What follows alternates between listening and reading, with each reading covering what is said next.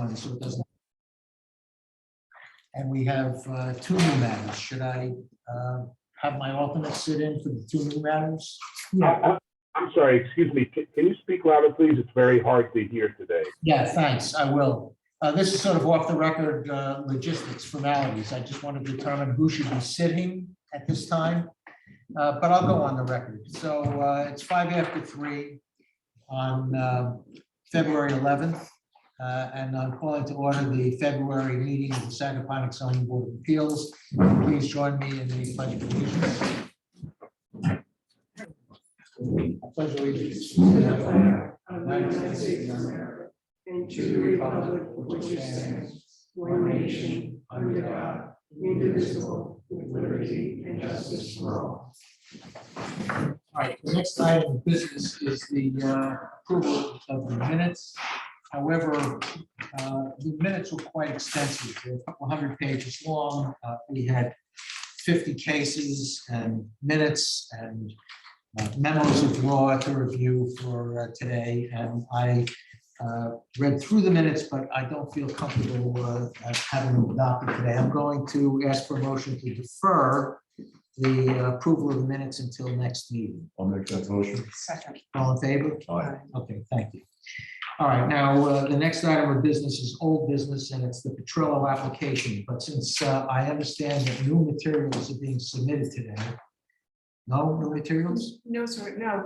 What Yeah, identify yourself. Sorry. Nika Strunk for the applicant. What I emailed to Pat about 30, 40 minutes ago is material that is already in the record. Oh. I simply wanted to highlight a few things to Oh, point it's out in the record, but you want to refer to it today. and be able to show it on the Zoom.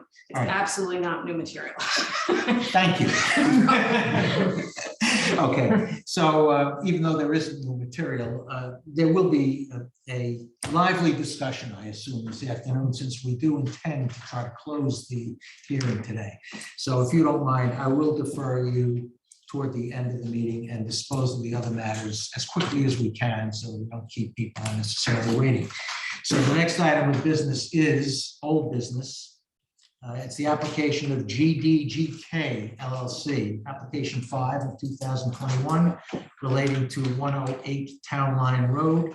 And it is for an area variance for accessory structures. There's a hot tub heater, a grilling area, an outdoor shower, and a side yard setback, and an accessory structure of the side wall, of a 6-foot high wall in the side lot, and possibly the front yard, depending upon how that front yard is measured.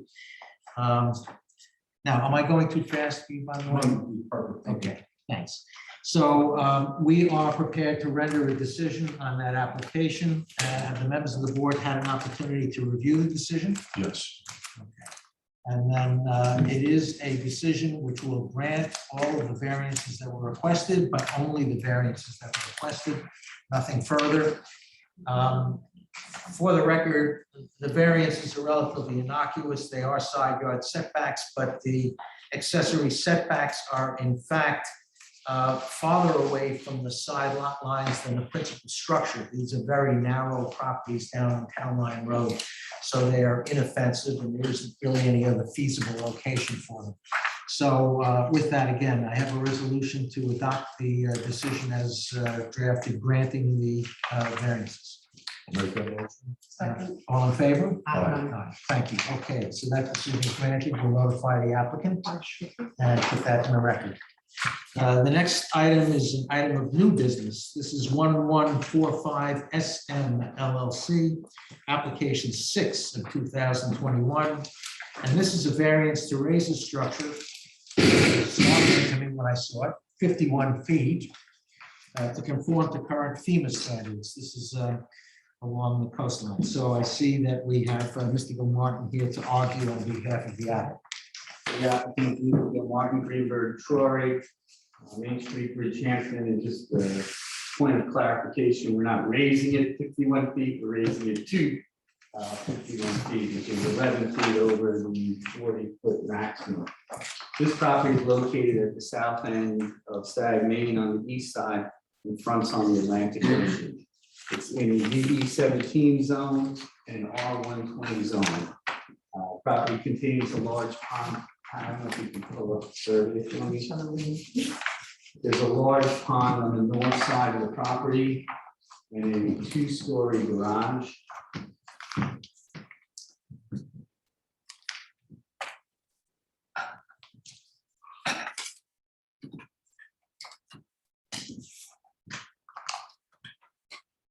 So you can see the pond there and the garage, which squeezes us from the north end of the property. So the traditional resolution oftentimes with oceanfront properties is raise and retreat, but there's no opportunity to do this in this particular instance. So it is an application which we're looking to raise the house. The property is located behind the coastal erosion hazard line.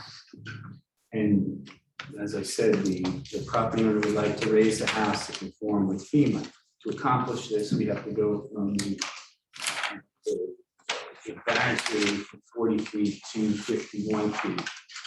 This application is unusual because you're confronted with the tension between zoning code, the FEMA regulations, and the New York State building code. I think even within your own code, you are confronted with tensions because you have the flood prevention section of the code, which is chapter 88, which encourages properties to basically, for lack of a better word, flood proof themselves. And then you have the limitation on the height in the zoning code. So you have the tension within the zoning code, and then you have the tension between the New York State building codes, which require you to raise the house, and then the FEMA regulations, which require you to raise the house. And we submit today that the zoning code should yield to the other codes, and this board should grant the variance. I believe and I submit that the New York State Village balancing test would favor an approval of this application, in that there's a clear benefit to the applicant that he's able to raise his house out of harm's way and flood proof it. It also benefits the village in two ways. One, that if there's a flood and something were to happen to this house as it is today, it could cause damage to the houses around it. It could cause damage to infrastructure, and it could cause damage to the municipal beach to the west. Can I stop you for a second? Sure. You said you're required to raise it. If you build new, it would have to be a certain elevation, but you're required now to raise it. The previous guy wasn't required. I don't know. I just. Yeah, I don't believe that I said required. This is something that we're doing voluntarily. And Yeah. you're correct. If we were building new, we would have to meet the current FEMA regs and the state regs. So that this is an option to This is raise it. voluntary. Yeah. This is Okay. voluntary. So again, I think there are benefits on both sides, both to the applicant and to the village in this case, and I don't see any detriment. With respect to the character of the neighborhood, this is a neighborhood with large houses, all in flood zones because they are along the ocean. So with any of the houses that surround it, they are going to have to meet the FEMA regs if they're building new. So that is something that is characteristic of the neighborhood. Another characteristic, again, is the municipal beach to the west, which is I would describe as a gem for those of us who can't and can afford to live on the ocean. It's a place that we get to actually access the ocean. The grant of the variance will protect this area, right? It will protect those benefits, the infrastructure that surrounds the area that's owned by the village and the municipal beach. And I think if you look at chapter 88 of your code, and while that's not a part of what you're supposed to analyze it, but you're not varying that, you're varying the zoning code. So it's the height part of what we are looking at, but I think you can find the support to do that in chapter 88, that is the flood prevention protection part of it. Finally, with respect to the character of the neighborhood, I understand that our neighbor to the east submitted a letter in support of our application, a long discussion with that their attorney just called and opposite. And he apparently put me in a letter. Yeah, we did receive a letter from Mr. Safford. I saw it today, maybe he submitted it yesterday. And it is in support of the application. He said he does not believe it will have any adverse effect on him. And he supported your application. Is the property located to the east. With respect to, I think it's probably pretty self-evident, but there's no other way that we can conform with FEMA without a variance from the code. We are at basically the minimum height to meet the FEMA regulations. With respect to substantiality, as this board well knows, that's an analysis of the totality of the circumstances here. The circumstances are as I have laid out, that we would like to make it FEMA conforming. We want to be safe. And that consideration, as opposed to just a pure mathematical consideration, is what you need to analyze. And I think the evidence is overwhelming that this is a positive impact and that it is not substantial in that way. I'd also note that you can bring up the plans.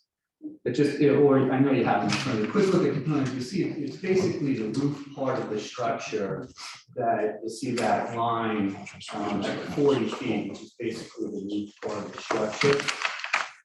Well, that's part of the problem I have here. There are no dimensions. You have elevations which depict the appearance of the structure. But I have nowhere seen measurements of elevation above sea level or the heights of the structure itself or the roof. I'm not sure what you're looking at, Mr. Chairman, but that, if we go back to when you just had it. Front page? It'll be the second page. Second page. Oh, really? Okay. That's something. Oh, So the top depicts what currently exists, and then the picture on the bottom shows the pilings driven in, and that's the conforming. And it lays out all the numbers. so it's the 17 feet plus the 2 feet freeboard takes you to the base of the first floor. Do you know what the ceiling heights are of each story? I don't, but it's an existing structure that's being raised. Yeah, the only reason I ask is for the existing structure, perhaps you need the variance to go to 51 feet in order to conform to this structure with FEMA as the base. But for example, if there were a replacement structure on the property, which is a concern, if this house did not remain, perhaps the variance should be limited to just this structure, allow this structure to be raised to the variance level of 51 feet and limit it only with respect to this structure. Any new structure would have to appear and seek a variance if it were going to exceed what would then be permitted. Understood, but it's this structure that's being raised. You know, I'm a lawyer, so I don't understand construction and raising a house. Like to me, it seems like an impossible job, but if something were to get damaged, that's the only time I think that we run into that issue, and I think we need to make some sort of accommodation if the board we're willing to grant it, that we obviously wouldn't go over 51, but if they were damaged to the existing structure as we raised it, it's it was built in 1993, so it's almost 30 years old and being on the ocean. Yeah, what I'm suggesting is a variance runs with the land. So you raise this house to a height of 51 feet based upon this variance being granted. The new owner decides they want a modern house or a different house, and they completely demolish this house and build a new house. Since the variance runs with the land, theoretically, they could build to 51 feet when they may be building a single-story house with very high ceilings or some other style. I think that perhaps the variance should be limited to just this structure. Understood with the accommodation that if there's For rent. if there's damage, Yeah. right, and the owner's here. All right. I mean, the usual standard is if the renovation is more than 50% or something like that. I mean, I'm sure we could reach something reasonable. Yes. What do you think? Yeah, I mean, I walk down there constantly, and I've been looking at this house and the other houses that are down there. And to pick this up 12.5 feet seems objectionable, but on the other hand, replacing the house just to get it to fit in seems like an unreasonable request on our behalf. We don't expect you to knock down the house there and then build a conforming house to get compliant with FEMA. But the concern is, I don't know how to put it exactly, but 40 years ago, a friend of mine was getting a variance to add a room onto a house. And I said, gee, that's awful close to the property line. He says, oh, I'm going to tell him that my mother's going to come and live with me. She'll never live with me, but it's an excuse to get something. And he says, everybody lies to get a variance. And, 40 years ago. And since then, our experience is that everybody lies, and I'm not accusing anybody of anything. But when I looked at this, I thought, gee, somebody around here, everybody knocks a house down and they put up exactly what they want. I'm going, well, is this a two-step thing where they're going to get a variance for this height, which is objectionable? I mean, 12 and a half feet taller than the neighboring houses, it really sticks out. It's not quite a lighthouse, but it's working at it. Somebody going to get a variance, and then go remove what's there and build an entirely different house that's much taller. And so that's the thing that I think we're trying to get at. I wasn't even suggesting that this applicant would get the variance to raise this house and then build a different house, Right. but I'm just suggesting that because it is substantial and it may be necessary to provide the relief for this owner for this existing house. For example, if this house had 10 or 12-foot ceilings in it. It does. Okay, so I mean, it's a big, like you're in that, like you walk in, I mean, the owner's here, but I'm familiar with the house as well, so. Right, so I wouldn't ask the owner to modify the existing house Right. in order to bring down the height, if the purpose is to raise the existing house to FEMA It has requirements and cathedral safety. ceilings in this. But that doesn't mean that anyone else, or if this owner decided that they were tired of this house and wanted to build a new house on the site, could start with their platform at the 20 feet and then erect the house up to the full amount of this variance for this house, where they could build a compliant house with a clean sheet effectively. So I don't want to belabor it. I'm just suggesting that you're making a good argument for a variance for this particular structure, but as we usually do, we try to limit the variances either as to time or conditioned upon certain things so that they don't become generally available or expandable upon. Understood. The owner is here, and I'll ask him to come up in a minute, and he can address that issue. I just make a couple of comments. I enjoy being at the ocean, so I spend a lot of time driving up and down. And I understand your point, these houses are really raised, but it's more of a safety issue. And then come back to the test. It's environmental.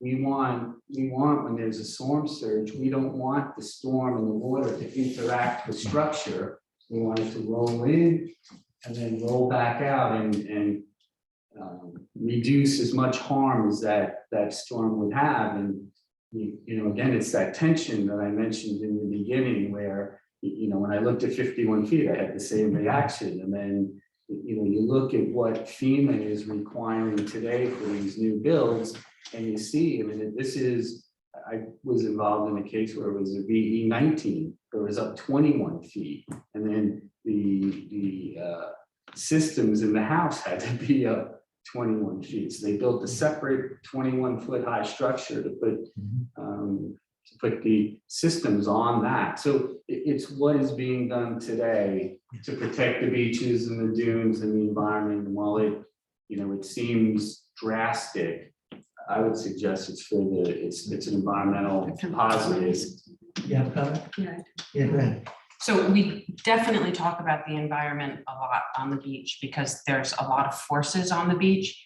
And as somebody who walks that beach regularly and has watched the entire coastline from pretty much what is more or less Ira Rennert's house now to Sag Main Beach, as that has slowly been developed, there's one really interesting part of beach there, which is the beach that runs from the Sag Main parking lot pretty much to where the large houses begin on the west side of Gibson Beach. And I took pictures of it last night while I was there to show people the scope of the dunes and what happens when you continually raise the houses on the landward side of the dune. It changes the effect of the wind, which is the predominant shaper of the beach besides the water, but it's the wind. And I am just so opposed to anything of extra mass and extra height being distributed along our dune banks in the idea that it's preserving an environment. It's only an environment for human beings we're talking about here, and not necessarily the dunes as they exist in their own pretty special environment. And so when I see something of this mass and we're talking about raising it up that much, I just want everybody to look into the future and watch the way this entire beach line, which is one of our last really substantial buffers between the ocean, on the west side of Sag Lane, that beach is being taken away as all those houses have become a hardened wall. And the same thing will happen between the Gibson and Sag Main when we finish developing them as such.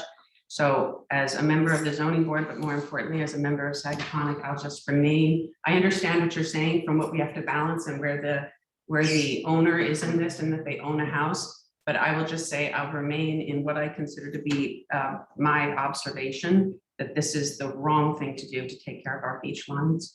It might be the right thing to do as far as insurance companies and protecting home ownership, but it will not be the right thing to do overall for our beach. Respectfully, I disagree, and I think that you can look at your own code, chapter 88, and you can look at the FEMA regs and what the science is on these. And I was involved when the town drafted their oceanfront protection was to retreat and raise, right? That's what, and the idea is that the 100-year storm, or this 50, 75-year storm, that the water comes underneath. It doesn't interact with structure, which creates this scouring, dislodges structure, and then sends that as a missile into other places. We're talking about water and not wind. That's all I want. I was really specifically talking about the shaping of I understand what FEMA's done to try to protect structures along the beach, but I'd say they've fallen far short of protecting the beach along the beach. If I may, if the house were raised on the piles and with open space under it, might that not mitigate the impact of onshore winds instead of it hitting the mass of the structure? It's not how people are building houses and they're No, not. but what I'm saying is your concern is the environmental impact of the massing. Mhm. And I'm saying perhaps if the massing is raised, it actually might mitigate the effect on the dunes. It may well if you went so high above the dunes. Mhm. That skyscrapers down there. All right, well, I respect your opinion as a much longer term resident and one who's more familiar with the beach than I. But I think it's one of the factors that we should take into consideration. Anything further? I didn't mean to cut you off. No, I think unfortunately, it's a really different balancing that we're talking about. So I can legally understand exactly what he's putting in front of us. But I just want to point out where I just think there's really actually a hard line that happens to be Mother Earth and not anything that happens between zoning boards, lawyers, and homeowners. That's what I want to Just say. if I could, on the last prong of the test, I would submit it's not a self-created hardship. The house was built in 1993. FEMA and the National Flood Insurance Act was 1968. It was in 94 that it really got sharpened and started to become what it is today. And that was a year after this house got a CO. So to me, it's not a self-created hardship. And we would request that the variance be granted. I have the homeowner who is here, Mr. Orlando, who's a member of the LLC, and he's willing to address the board with respect to his want to raise the house, which I would say is at a pretty significant expense, I suspect. Yeah. But if you would like to have him, you can, Well, I think maybe he'd like to. He's here and I'll give you the opportunity. My wife Lori is with me. Yeah, I see you both there and Thank you all. I'm sorry. My name is Joseph Lando.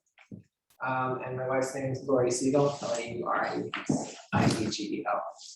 Well, thank you for giving me this opportunity to address you. I think you've all raised extremely thoughtful concerns that I'm sensitive to. I have a couple of points that hopefully allay some of those concerns, maybe, to some extent, and within the realm of my research and expertise on the subject, because you can imagine I've been kind of looking at this in a lot of ways for a while, with environmental consultants and legal consultants as well. One thing that I just want to bring up is that FEMA's mandate about raising homes, which there's talk of raising 40,000 homes in Long Island out of the flood zone, is both being incorporated into a broader kind of government mandate about design for sustainability that extends with its heart as an environmental concern and not just a protect homeowners who want to live on the beach concern. Raising homes is considered an environmentally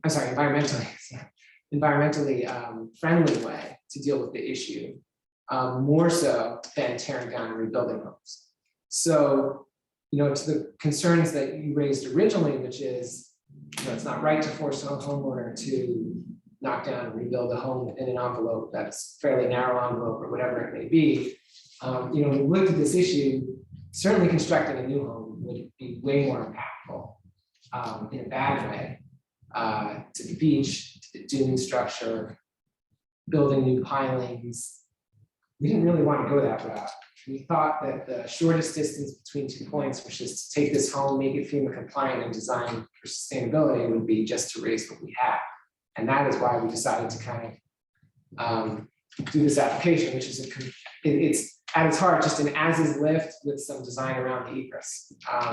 So even though you have a lot of concerns about the magnitude of the height, that's just kind of the cards were all dealt in the situation. Is trying to do the right thing and the simplest thing, both at the same time. This concern about kind of wind mass in the ocean and the economic impact.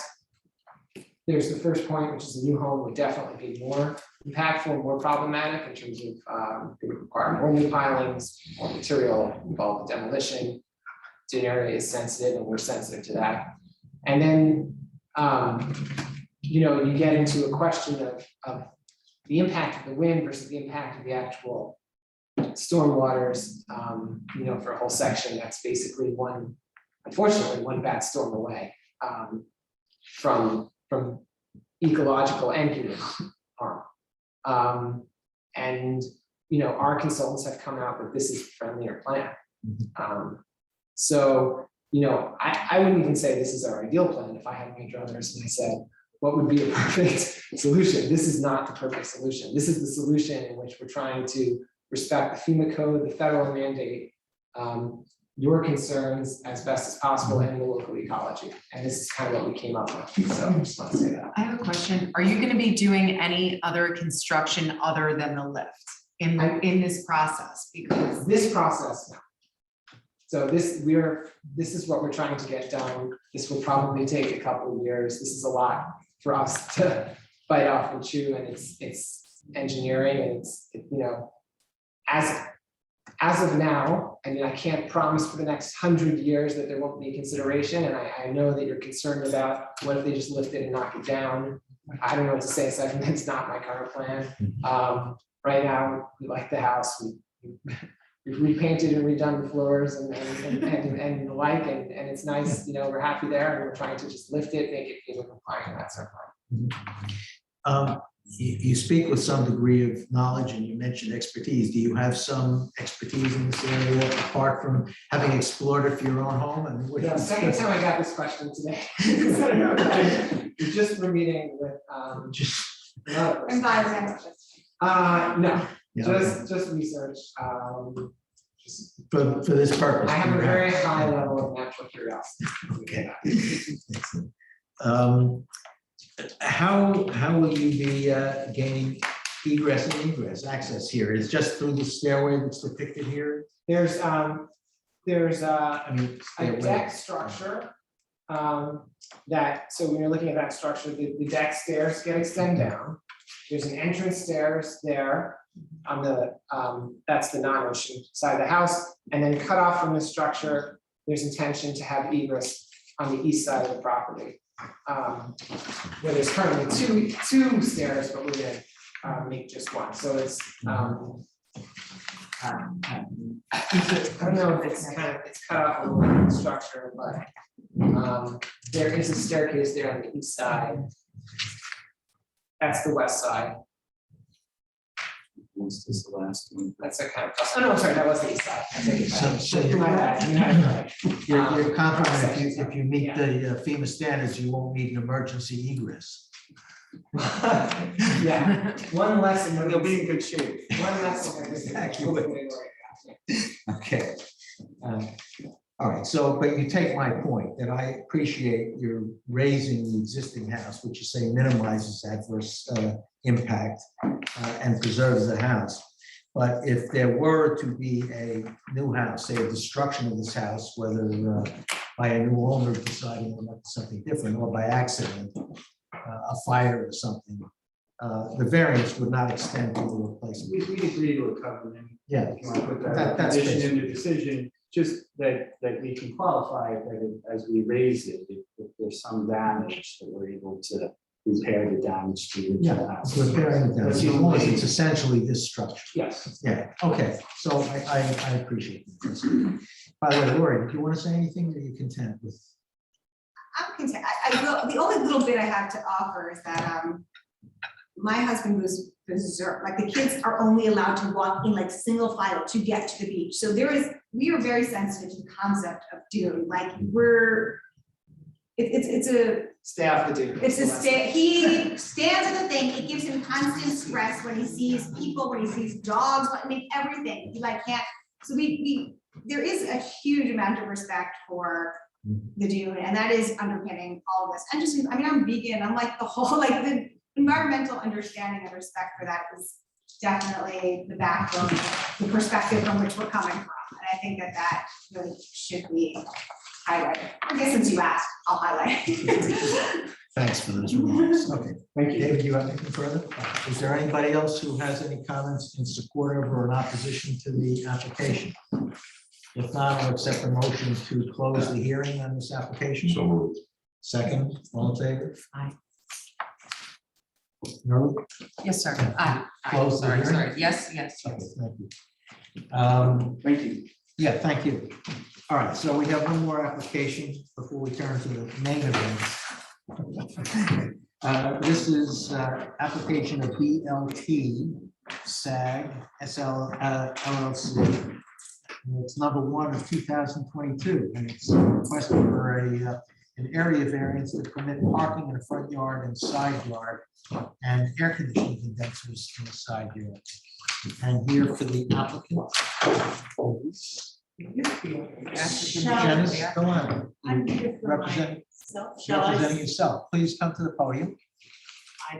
I'm Janice Delano. Everyone has trouble with my first name. Janice, Jenice. So I'm here to request two bits. Maybe I should go through each one separately in terms of the questions that I listened to the previous when I was writing out the points. He talked about the change in the character of the neighborhood. So maybe we should talk about parking first. So the change in the character of the neighborhood to parking in the front yard. Perhaps just to put this in perspective, you should know that this is a 1/2 acre parcel. It's 105 feet up the street, and it is 200 feet long, and it's built over two pre-existing non-conforming structures. So the reason it's such a strange shape, I basically designed it, is it was very hard to design because the longer part of the house is almost completely in the front until you hit the 60-foot setback line. The house is completely sitting on the previous footprint of the previous house. And the little section, which is the master bedroom over on the other side, it's a 3,100 square foot, 1-story house, not very obtrusive at all. And on the other side, the littler rectangle is the master bedroom, and that was the garage. So when I was designing this, I can't say I thought about consciously the we're gonna get to the air conditioners in a minute. But anyway, as with respect to the parking, when I first was about to appear before the AHRB, I had little turnarounds. I had a turnaround space there because the architect said that the draftsman designer said that you had to have a turnaround space, or he not had to, but he said he recommended it. And the building inspector had mentioned to me, no parking allowed. And so it never really hit me. But then I was delayed a month in this whole process of getting approval. And then for several months after that, it was this and that, simply because of that turnaround, because a turnaround in the language of Sagaponic Village is assumed to be parking, and you can't have parking in the front yard. However, I was told there has been situations where parking is granted in the front yard because it's so critical to turning around. And on a small parcel like this, it's very difficult situation to have to drive down the driveway and all the way to that back area where I have the garage. Now, I could have put the garage in the front, but I've always felt garages are really ugly in the front, and it didn't fit well with all the constraints of the pre-existing non-conforming structures that were already there that I had to design in the footprint. So it says, can the benefits be feasibly achieved by some other method? At this point, there's really no other method besides to have a turnaround in the front yard, besides having a turnaround in the front yard, but I'm not allowed to have that because it's considered parking. So I decided I should also design something where you could park in the front yard, because we really need to go in the front door. We also were not allowed to have a door on the side near the kitchen. The kitchen's in the center of that long structure on the right side, on the south side. And we couldn't have a door there because then it would be more than 20 feet from the side setback. So we'd really like to be able to park a car in our front yard and go in the front door. It just doesn't seem like that much to ask. But anyway, it says, will the variance be sought to be substantial, and if not, why? It's also not substantial because there, in my opinion, there was parking there before and it never caused a problem. There was front yard parking exactly where I'm proposing it, and it was bigger than what I'm proposing. And then whether there's any adverse impact. Oh, I'd like to point out that as far as parking goes, not only is there not an adverse impact to having this turnaround / parking, but there's a very important safety factor here, because if you don't have a turnaround in your front yard, you can't really expect a federal assessment. I mean, I know they won't do it, to drive down the driveway and turn around way in the back where the turnaround spaces in the back. They're just not going to do it. And they're going to back into Wainscott Harbor Road, which is an extremely busy road. So I think it would make the whole environment much safer. And I think that's about all on that. So then on the air conditioning units, I might just explain why I'm asking for a variance on those. What I'm asking for is it's on the south side of the property. And you can, see, it asks if there's any other place you could put these air conditioning units. This was a lack of understanding on my part, because I built a few houses in Southampton town and I've never experienced an air conditioning unit being considered an accessory structure.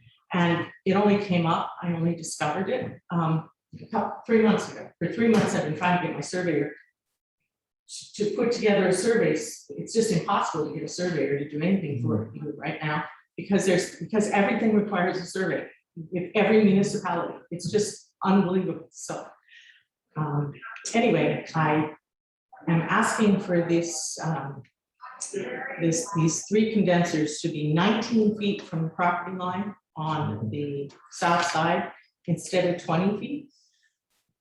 Because I had just assumed that I could just put them wherever I wanted, basically. I didn't realize it until 3 months ago. I reread the thing about accessory structures, and I suddenly noticed that an air conditioning unit is considered an accessory structure, and that just really couldn't believe it. And so that's really what particularly I had to deal with it. There are, I might just point, there are only 2 places where, I mean, there's only one place where legally these 3 air conditioning units could go, because I can't put them here.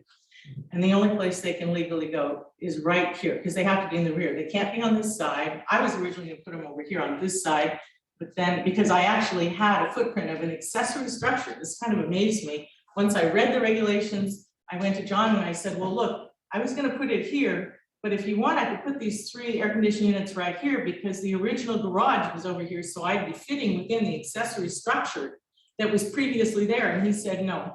He says, now that you're rebuilding, that doesn't apply anymore. And so you can't have them there. He said, you can't have them there. And I wouldn't want them there at the front.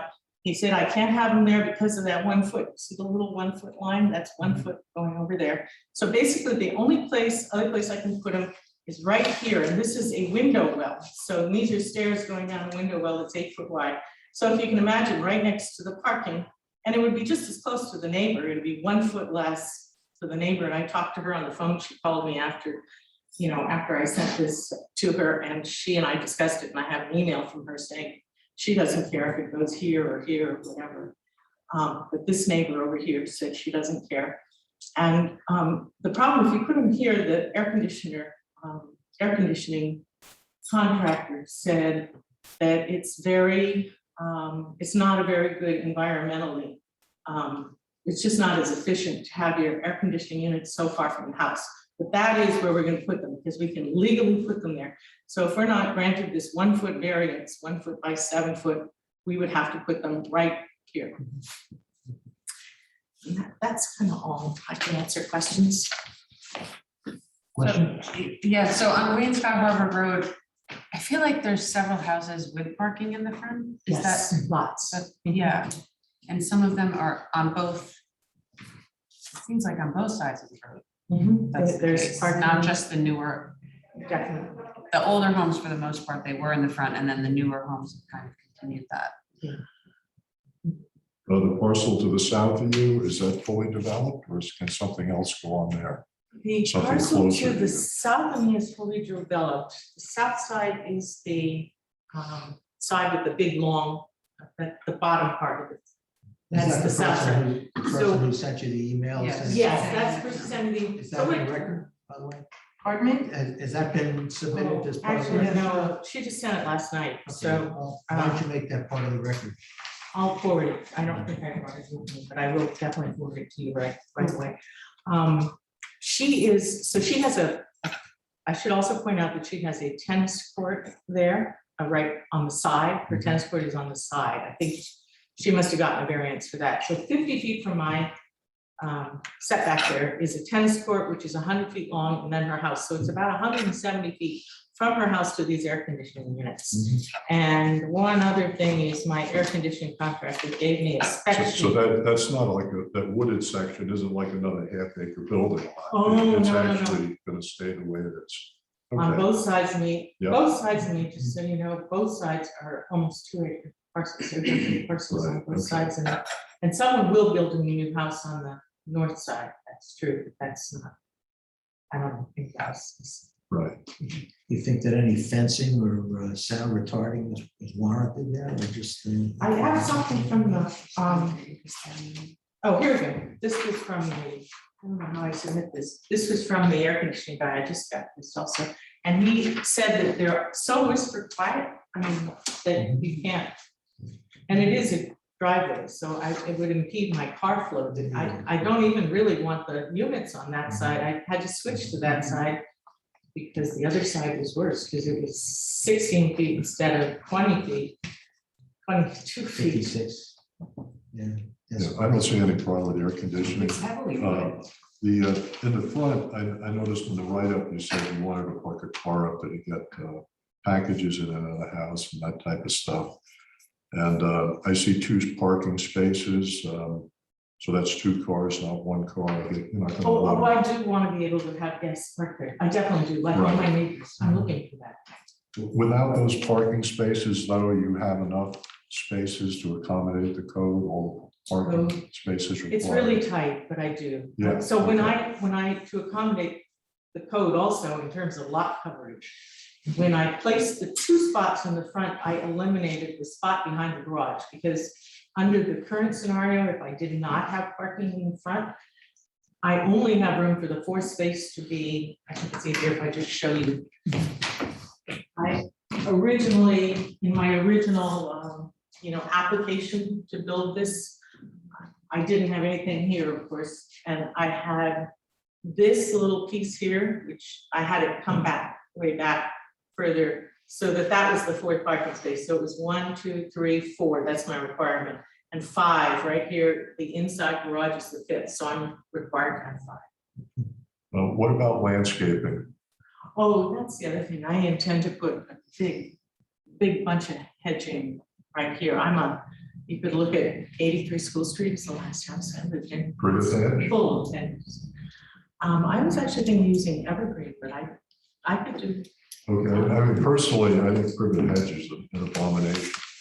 So I think you're really, Well, let me give you my philosophy, because I have strong landscaping philosophies. I really want to put staggered hedge here if I have room, because I don't like straight rows at all. I like staggered evergreens, so I was gonna stagger them and then put something small in the corner here, and then I was gonna do some staggered evergreens here. And then I was just talking to this neighbor who you all were kind enough to introduce me to about maybe doing staggered evergreens where I do one of the cheapest one my connections. And that would actually block. It would probably be a sound buffer for the road too, because the road is pretty noisy over there, so that's probably why you're doing it, right? They staggered evergreens. No, just give privacy to her and me. She said she was thinking, when I got on the phone with her, she said, well, I was thinking I'd like privacy too, because she's looking at a house now. And so we had a good conversation over this. Just just a couple of thoughts for you. I mean, there's been a big move towards pollinator protection and habitat for birds and all that kind of stuff. And I would wish you would consider that. And the second thing is that a lot of people are starting to encroach on the public right of way. Once you get to your property line, beyond that is common ground, which should not be infringed on. So, that's what the building inspector was telling me. okay, good. I am familiar with that, and I brought it up because actually, if you look right here, you see this neighbor, Yeah, the one who wants to build, Right. I mean, he's trying to sell this property so he can build there. He's out here, and so I asked the building inspector about that because I could see that he was not legal, and the building inspector said, oh, that's not conforming, or something. I don't know what he said. He said it's not legal, basically. You know, if you But I plant wouldn't do that. on the line and your plants grow, they will stick out and it'll make it much more difficult to get out of your driveway safely. Yeah, So That's a not a good- requirement, but just a suggestion. right. But I would stay up here with the bigger, with some trees would be way up here. I would do it right along the parking. And then this would definitely be smaller things like boxwood. As long as we're becoming the home design committee as well as the zoning board, it occurred to me that you suggested one of the reasons you want that turnaround in the front is so that you can bring packages in through the front rather than going all the way in the back, because you could not put a door on the side. But since you're applying for the variance for the air conditioners, could you apply for a variance to put the door in next to the air conditioners? I was hoping you'd ask that question. So Well, you didn't, I though. tell you, the reason I'm not asking for it now is I would have asked for so many things in a variance. I was trying to do everything to avoid applying for a variance, and now the house is like 70% built. So it's completely finished off inside with a cathedral ceiling at an angle like this. Now, to conform with building codes, I actually had built it. It's like this. If you look at it from the front, it looks like a barn, because I love barns. And I was forced to hit the 15-foot because it would have been 22 foot high. This entire space is a cathedral ceiling, and you should have seen it when it looked like a cathedral ceiling. But John said to conform, I have to be down 15 feet. So I had to put that giant extra expense, not to mention 200,000 or 300,000 extra because of we had to build 8 months later because of all the meetings and such.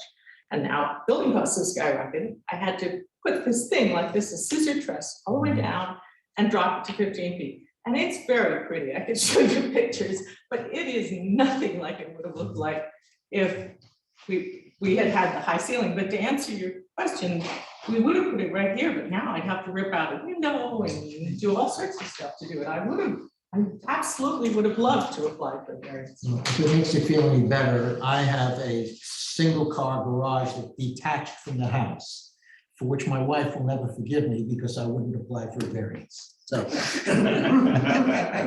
All right, thank you. Do you have anything else to add? So do you- Anybody else have any questions? or comments? No, all right, then I will entertain a motion to close the hearing on So this moved. application. Second. Second, all in favor? Aye. Okay, thank you very much. We are now turning to what was the first item on the agenda, which is the continuing application of some Trello, which is application number 4 of 2020. It's been around a while. We've had a number of very lengthy hearings, and we said that we would close the hearing today, but I want to give everyone a final opportunity to make the last presentation. So you want to continue with that? Chairman, can you please speak up? I'm sorry, I can't hear you. Okay, Arthur, we will. Thanks for joining us again. Thank you, sir.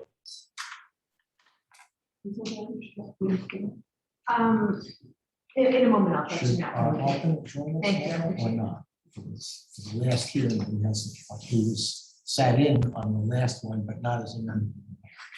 We will need it for the next couple of months.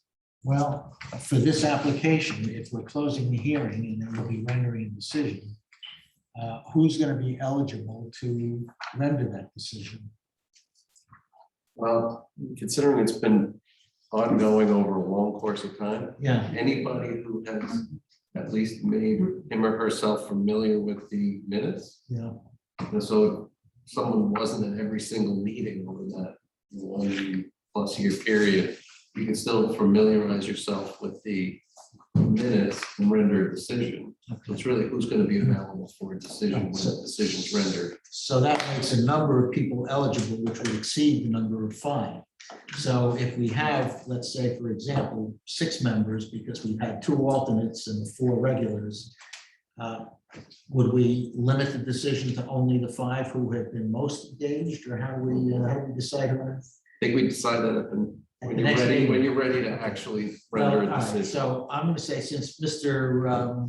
Thayer is not here on remote and Mr. Dobson is, I will suggest that Mr. Dobson may sit in as a member of the board hearing here, but we can defer until later as to whether he will or won't participate in the decision. It's a good plan. Good plan? Yeah. Okay, so Jay, you can either continue to sit there or you can join us up here. Okay, thank you very much. Now, Nika, get on with it. Thank you. And Nika Strunk, EKB Strunk LLC, 37 Windmill Lane, Southampton, New York, for the applicant Cynthia Petrello. Just want to say we deeply appreciate the time that everyone has put into this project. We look forward to getting to a resolution today. Based on what we were advised by the board the last time, it seems that we are just down to 2 issues: the roofed accessory and the GFA. In connection with that, we want to provide some overview and talk about the specific issue that we were asked to brief. And I also want to say that, as requested by Chairman Mizell at the last hearing, we remain open to a compromise, but to make that work, we would have to make that happen today. So with respect to the notice or jurisdiction question regarding our request for an interpretation of the roof accessory provisions of the code, public notice specifically refers to a variance for roofed accessories. Therefore, the interpretation of the roof accessory provisions of the zoning code is properly before this board. As we showed in our brief, particularly through the case of Cashy versus Oranger, it's not just before the board, but the board is required to determine whether the building inspector's interpretation was correct. And if it was not, it is required to articulate what the correct code interpretation is. Now, we've offered the board our interpretation, which follows the plain language of the code. Nonetheless, if the board does not want to address our interpretation points, then we do have the right to renotice this application with an explicit request for an interpretation of the roof accessory provisions. So if the board were to determine that it's not going to reach the issue of interpretation of the roof accessory code provisions, then we will do that. We will renotice the application and we'll have to come back next month to complete it. But that would be such a waste of time. I think it would be so much easier and more efficient to get this completed now. And really the easiest resolution is the simplest one, to grant the roofed accessory variance, and we have amply shown our need for it. I'd also like to address the 2012 building plans that were circulated by Mr. Pasca earlier this week to be made a part of the record. And that's, I know, Mr. Chairman, you mentioned at the beginning that your impression that we were submitting new material. That's not what we're doing. I just wanted to have certain documents available to be shown on the Zoom, certain things that are already part of this record for ages. But I want to highlight a couple of things that, and this all comes out of that question, or not question, but the issue of the difference between the 2012 plans and what we're requesting now. So the family changes that required the Petrellos to need a bigger house were explicitly laid out in Tony Petrello's letter of October 28th, 2020. That is part of the record. We submitted it in October 2020. If anyone doesn't recall this letter, I have it here, sitting over there. I can happy to read it. I can read it into the record. Just let me know. In sum, what it says is the smaller house was originally designed as a weekend escape for Tony and Cynthia Petrello with extra bedrooms for occasional guests. There is no way that this house could accommodate Corinna Petrello and Mimi Carafa. It does not even have an elevator. They'd be unable to enter and exit the house. When it became clear that the Petrellos could not travel without Corinna and Mimi, they did the lot line modification and they designed a bigger house to accommodate their full family with their accompanying disability needs. There have been suggestions that the Petrellos should have done better planning and done a larger lot line modification. But those suggestions don't take into account the world as it looked to the Petrellos when they were doing this planning. The legend on the subdivision map has always been a crucial element for the Petrellos, and they have relied on it in all of their planning for the last 20 years. The legend on the map filed in 2000 stated that the dimensional regulations for lot 6 on this subdivision shall be those prescribed for the R40 zoning district as of the date of approval of this plat. The Petrellos' understanding that town zoning would apply to this lot was confirmed when this village approved the lot line modification map, and it was signed by Mayor Lockheim on September 15th, 2019, with a virtually identical note on the map. And here, if you could, you have exactly what I'd like you to display, if you would, please. And you probably have to zoom in because it's some small writing. But that's the lot line modification map that was, you can see over there, I've highlighted. And I do have, if anyone would like, I have a hard copy. It's in the record. Would you like that? No, Okay. I've seen it. It's in the record, and it's been in the record for ages.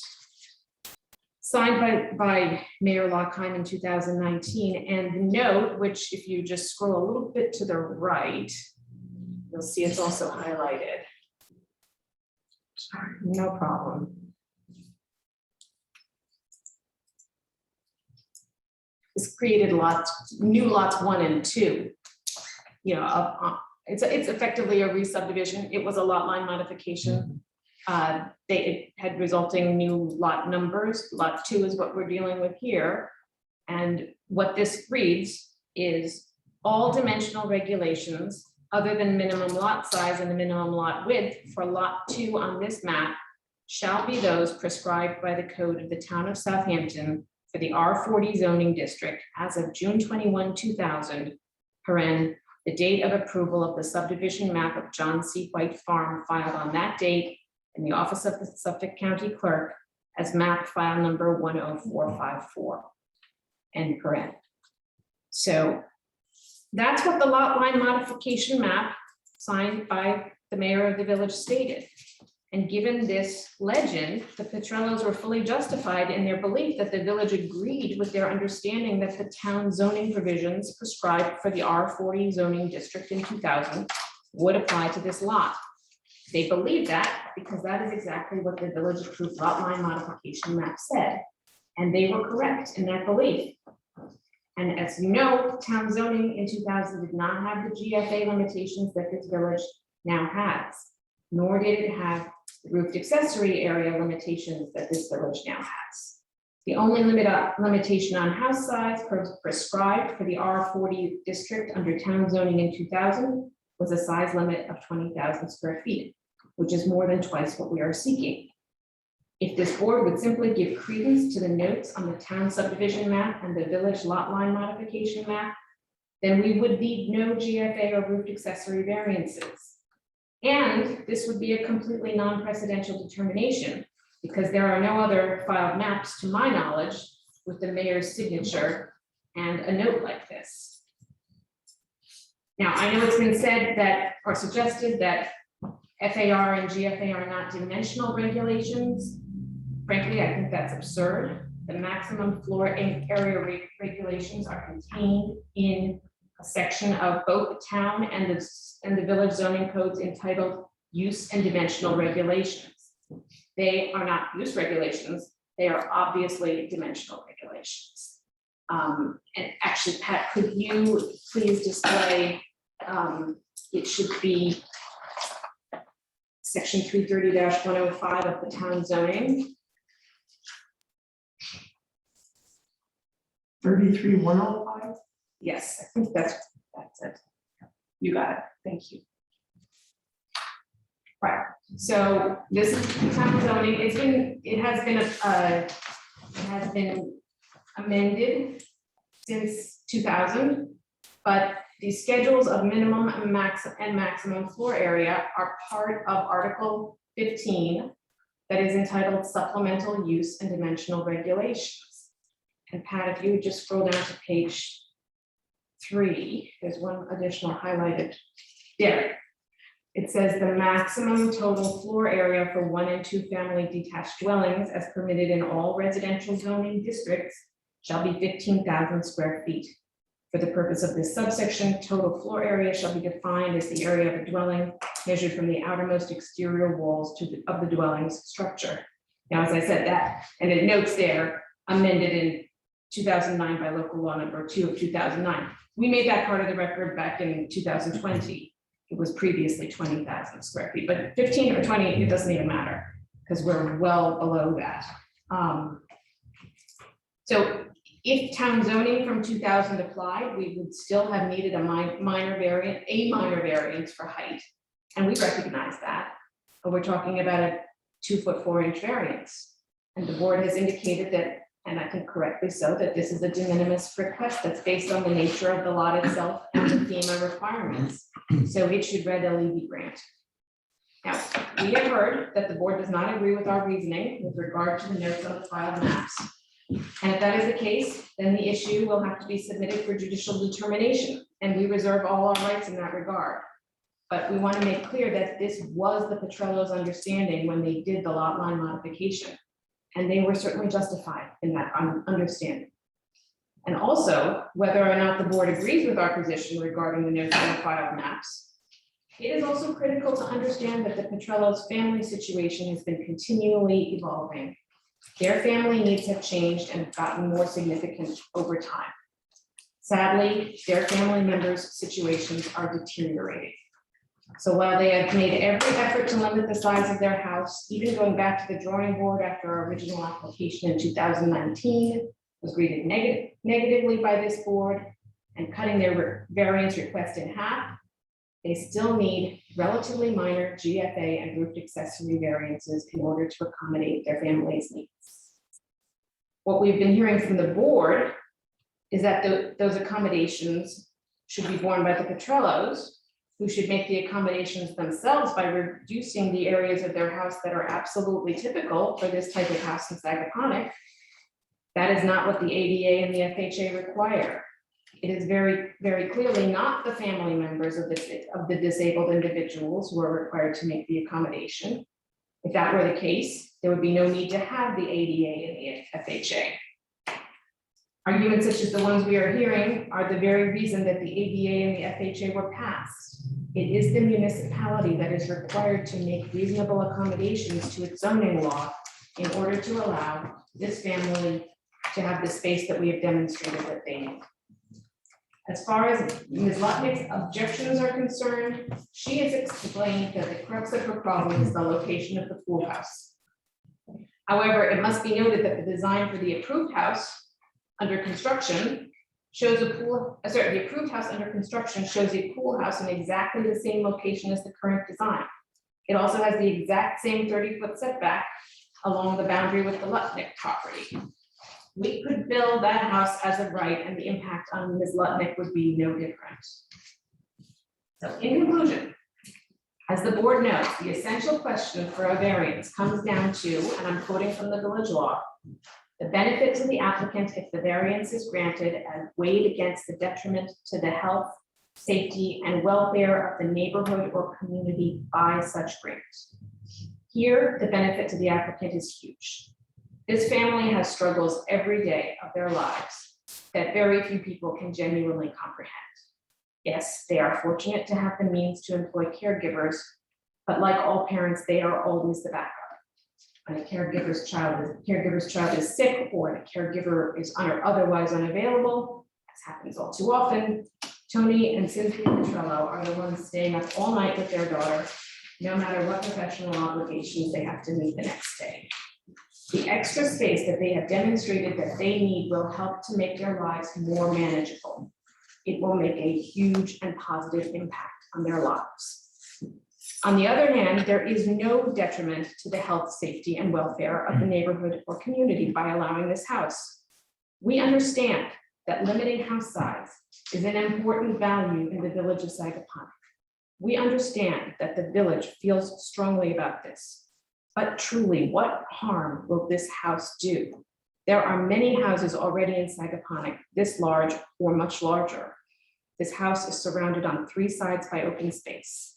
The application is unique, involving 2 severely disabled family members, and it will not create any undesirable precedent. How will this house be a detriment to public health? How will this house be a detriment to public safety? How will this house be a detriment to public welfare? The answer is it will not. What we're really dealing with here is the balancing of an aesthetic preference of the village for smaller houses against the medical needs supported by statutory requirements. And it's my contention that the aesthetic preference has to yield in this situation. There's really only one right answer here, and that is that the application should be granted in full. Thank you. I'm happy to address any questions or Well, comments. there's one thing I'd like to correct. Yes, You please. said that the height variance, the 2+ feet extra height,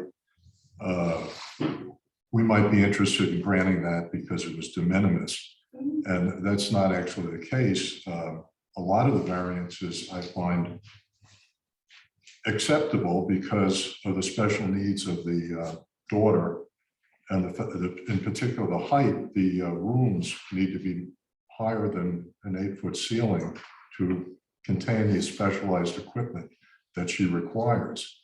It's not being, it wouldn't be granted because it's de minimis. It would be granted because of her disabilities. Okay. So I wanted to make that I clear. appreciate that, Yeah. and definitely understand that we have information on the record about that need, Right. and I appreciate that, and I did not mean to misconstrue. Yeah. No, not a problem. Thank you. Anybody else here want to comment? I'm going to reserve my comments until I've heard what other people have to say. I'm assuming that Mr. Messina has something to say. You know, Mr. Chairman, my wife says I always have something to say. So yes, I do. Thank you.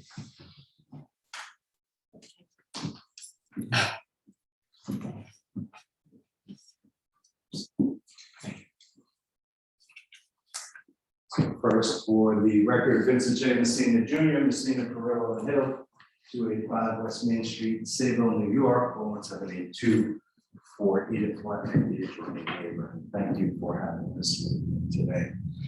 I'll start by just going over one thing you asked us to discuss today in particular, and that was the issue that was raised in the last hearing about whether or not the interpretation of the building inspector or challenge to it is timely or properly before the board. You saw our memorandum of law, I assume, and you, I'm sure, are familiar with our arguments, but I'll summarize them briefly, if I may, please, for the record. Number one, the challenge, any purported challenge to the building inspector's interpretation wasn't timely. There are you have 30 days to object to a building inspector's interpretation. That happened a long, long time ago. 30 days have long since expired, and you can't just renotice it and come back before this board. It's too late to challenge that interpretation for this applicant on this plan. That's pursuant to village law as well as the village code. And again, provisions are cited in our memorandum. We're back kind of where we began in a sense too today. You're hearing again about this bargain for disposition of the lawsuit, which led to this note on a filed map. And that somehow purports to bind not only future town boards of the town of Southampton, which then eliminates their ability to ever change the zoning on the parcel, according to the applicant's theory, but it also binds now the village of Sagaponack, according to their theory, which wasn't even in existence at the time that settlement was effectuated. This violates the term limits rule clearly and unequivocally. Again, that was in our initial submission to the board, 50-page submission that we originally filed. And I'm happy to discuss that further if you want to, but I won't.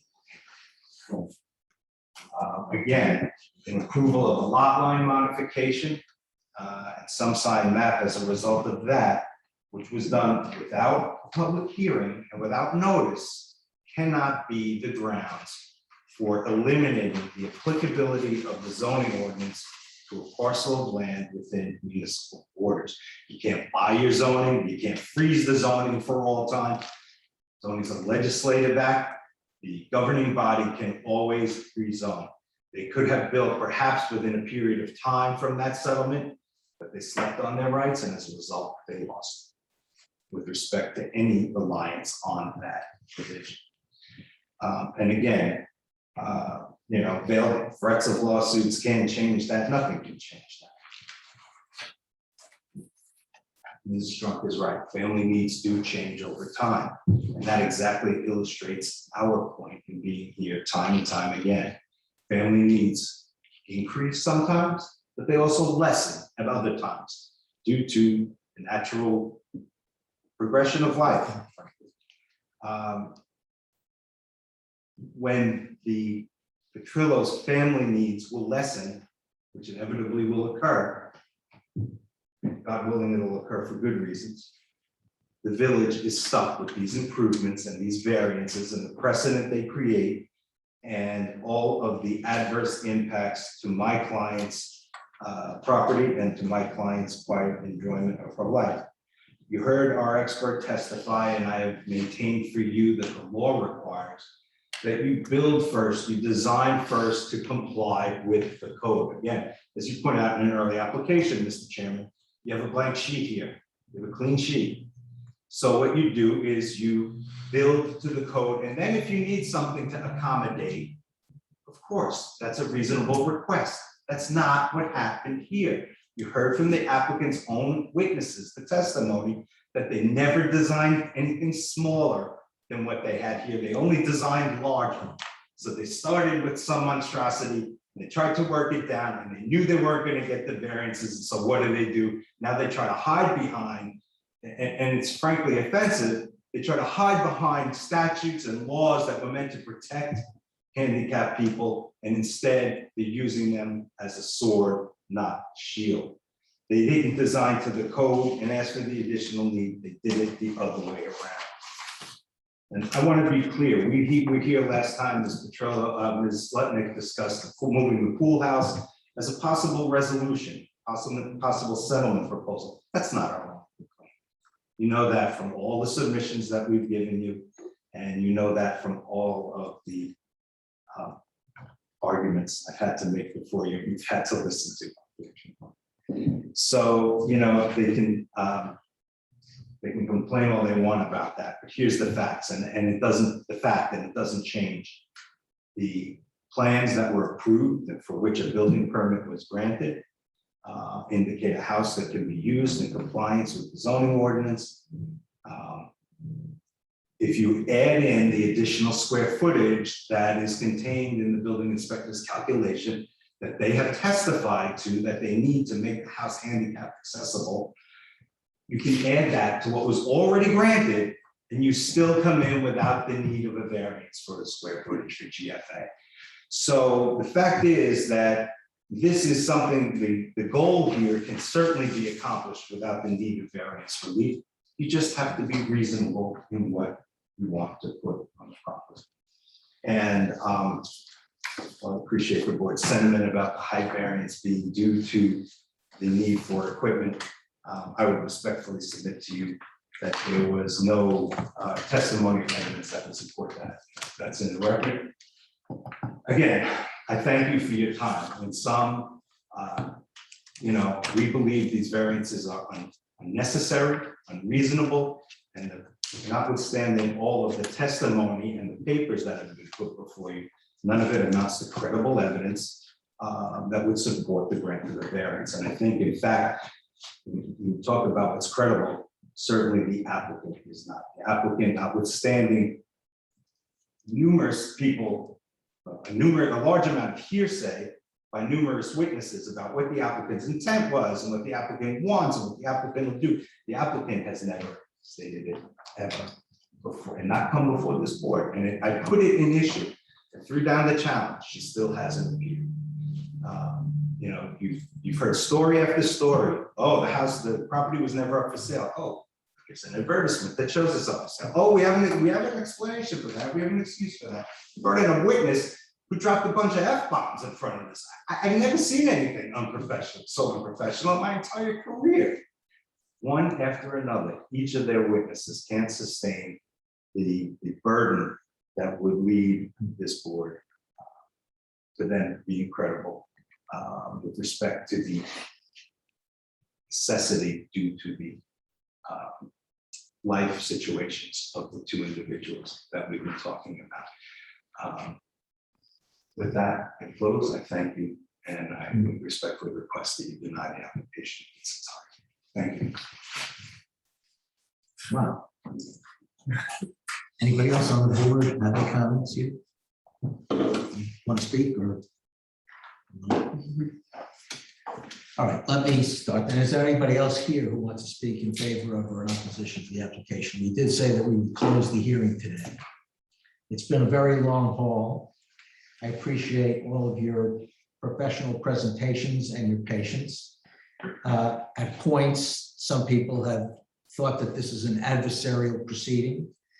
I don't regard it as such. I think that it's more in the nature of a Socratic dialogue. Frankly, we are tasked with a very difficult chore of trying to balance equities and do justice to our zoning law, as well as an intersecting fair housing law, which has very unusual application to our situation here. It's usually in the context of, say, a rental where someone wants to put in a temporary ramp or grab bars or something of that nature. This is entirely different. And it's been helpful, actually, to hear the countervailing arguments and the briefs, which I appreciate, because my thinking has evolved and changed and gone back and forth, not quite maybe like the Kansas City Buffalo game in the last innings, but it's been quite interesting. So it's probably the most interesting application that we've heard here and taken the most time. I don't want to go over old territory. I was going to try to summarize what we've been through, but I actually reread the minutes from last month's meeting, and I commend them to you. I think that they actually do go a fair distance towards summarizing what we've done. But generally, We don't have those yet. I don't think we can get. we them. just got them short time ago, and I've been reviewing them. And as you know, we didn't approve them yet because there were some incorrect attributions. Usually I don't pay much attention to typos or incorrect words here and there, but obviously this is important. There was something that you said, Nika, that was attributed to me. And so I just thought that should be corrected. So we'll have a corrected version to you. Not so fast. Yeah. All right. So anyway, and it's been a lot to read. I mean, I think it's been like some 50 cases, many of which I plowed through and still am baffled as to why, because they didn't seem to be opposite to our cause or stand for the proposition. There were a few cases that were pretty instructive. I did go beyond the cases and found an article called Disability Law for Property, Land Use, and Zoning Lawyers. I think written by a professor at Syracuse University Law. I'll provide you a copy if you'd like. But I thought that was kind of helpful, although it was a little shallow. But in any event, just to go over a summary without going into great detail. First, to address your comments earlier today about the Southampton Code, which I felt at the early stages of this hearing was persuaded that the Sagaponic Zoning Board doesn't have the authority or the jurisdiction to interpret the Southampton Code. But it's been raised and it's been re-raised and it's in the record, so I will speculate without necessarily conceding that it's within our jurisdiction. I've looked at it and I've thought about it and I said, well, what does that designation or the scribbling on the subdivision map mean, and to what effect is it?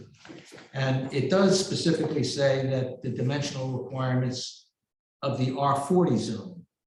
So in return for compressing clustering the houses and leaving open space, because the lots would thereby be smaller and closer together, there was a necessary relief from side lot and front lot setbacks because the houses just don't have the ability to expand there. It doesn't refer to, I'm not denying that the bulk restrictions, the GFA, is a dimensional provision, as you demonstrate there in the 330, it's in the dimensional requirements, but it's not a dimensional requirement that's particular to R40 zone. It's throughout the town. And our dimensional regulation is throughout the village. This is a village code or a town code provision. It's not a R40 dimensional requirement. So I'm skeptical that really that was within the intent. Secondly, I'm concerned about what Mr. Messina raised as well as to whether designations of prior zoning are binding upon new jurisdictions and new zoning laws. The village of Sagaponic, in fact, did adopt and incorporate many of the provisions of the Southampton Code, but not all of them. And this one, clearly it had the intent not to. As Mr. Messina mentioned, I don't think that the signing of the map to ratify the lot line modification can be construed to have necessarily accepted the other components of it. In terms of vesting, the argument's been made that because the Petrillos contributed substantially to the costs of the subdivision that they have vested rights. But it appeared to me that to the extent that they had any vested rights, it might be with respect to the subdivision itself and the lots, but not necessarily with respect to any of the structures that might be built on those lots. You mentioned that the Petrillos' family circumstances changed, which we understand and we respect. Nonetheless, and part of the reason that I was interested in the floor plans for the prior house, what we call the Zaloga house, that was the architect that designed that house, was that that house was about 4,500 square feet. And it did accommodate the Petrillos, but for their daughter, Karenna, and the mother-in-law. You're here in this application today seeking 2,000 square feet of accommodation space attributable for the reasonable accommodation. If that full 2,000 square feet were added to the 4,500 square foot house that was already satisfactory to the Petrillos, they still come in well under the zoning envelope that's permitted by Sagaponic under its code without need for a variance. Now, yeah, so they can still expand upon their own needs, but as was also pointed out today and by Mr. Forneris, the architect the other day, who testified that sort of the first thing an architect does when getting an assignment is you go out and you scope out the site and determine it is an oceanfront site.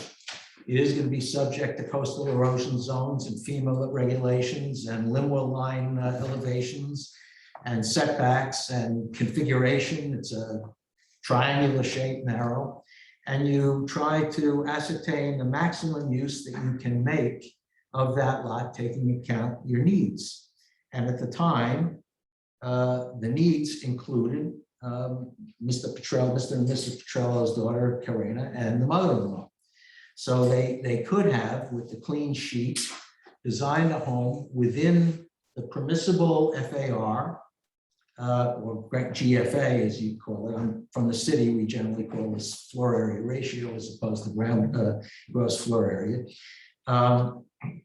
And still accommodated 2,000 square feet if they needed 2,000 square feet, which is another question. But they could have accommodated 2,000 square feet within the existing zoning envelope had they been willing to have slightly smaller areas or removed certain other areas. Now, it's been said that I was obsessing over the furniture in their primary suite, which is kind of silly. I mean, I didn't care how they furnished their suite. And I even mentioned, I think they could put a pool table in there if they want. When I commented on the furniture that was in the room, it was merely at that time to try to get a sense of scale because the diagram did not contain any dimensions. But the following meeting, instead of coming back with either the dimensions or a smaller room, they came back with a different furniture plan. And alleged that, well, they really need this room for their home office as well as their bedroom, which wasn't really responsive to my question. Now, as it turns out with the dimensions, it appears that the master suite, but not the master suite, the primary suite, is approximately 750 square feet. Karina's room is approximately 420 square feet. The therapy room adjacent to her bedroom is 256 square feet. The staff sleeping quarters is 225 square feet, and the mother-in-law bedroom is also 225 square feet. I might also mention that the master bath, it's called a master bath, but we'll call it the primary bath, is 228 square feet, which is larger than either the staff's bedroom or the mother-in-law's bedroom. And the walk-in closet in the primary suite is 125 square feet, which I'd venture to say is probably as big as many bedrooms in many of the homes in the, let's say, north of the highway portion of Sagaponic Village. So you've characterized that as us substituting the Petrellos, making an accommodation for their daughter rather than the village, which we're not permitted to do. Well, if this were an existing structure, and they came to us and said, we need more space for these reasons, I think that's a different case from a clean sheet where they know what the zoning envelope is and they can build to it, taking into account what's needed. I've also tried, and part of the struggle throughout this hasn't been with respect to the 5 routine findings for a zoning variance, which I'll touch on, but has been with respect to reasonable accommodation. You have tried to enlighten us as to what a reasonable accommodation is, but it's been by the negative. You said, well, it's in the code, in the law, in the cases, it would be an unreasonable accommodation if it would be excessively costly, a financial hardship on the municipality, or it would go to the fundamental basis of the law. Well, I think it does, to a degree, go to the fundamental basis of the law. As I've mentioned in our comprehensive plan, it was central to the formation of the village and to its existence as open farmland with vistas, cross farm fields to the ocean to control the size of homes. That's really a very central provision. But apart from that, the fact that it, even if it did not go to the fundamental core of our land use principles, and it didn't cost us an undue amount of money, that would establish that it's not per se unreasonable. But I'll use a silly example, but it's kind of illustrative. If you were seeking a variance that would require me to resign from the board or something even more harmful to myself, I would say that's pretty unreasonable. But the mere fact that your application doesn't do that doesn't mean it's reasonable. You know, I mean, in other words, there's a large category of things that may be unreasonable that aren't necessarily defined as per se unreasonable. So I think it's a much broader category. So we've been struggling for months and me hours. And I just estimated the other day that probably at my billing rate, I've contributed over $250,000 of my own money to the village on this application. Okay, so I don't resent that. I think it's, I'm happy to do it, but I'm just saying that we haven't taken this lightly. We've been wrestling with this concept. The law unfortunately doesn't provide a lot of guidance. From the article that I read, for example, it talks about the Fair Housing Act and the ADA, and they say that there are three tests for what's a reasonable accommodation. Number one, if your law has a disparate treatment, meaning that you're intentionally discriminating against somebody with a disability, that clearly is unacceptable. I don't think anybody suggests that that's present here. If the law had a disparate impact, again, I don't think that there's any allegation or any suggestion that that's even possible here. The law provides ample opportunity for anyone without regard to their disability or not. So it comes down to failure to provide a reasonable accommodation. So what is a reasonable accommodation?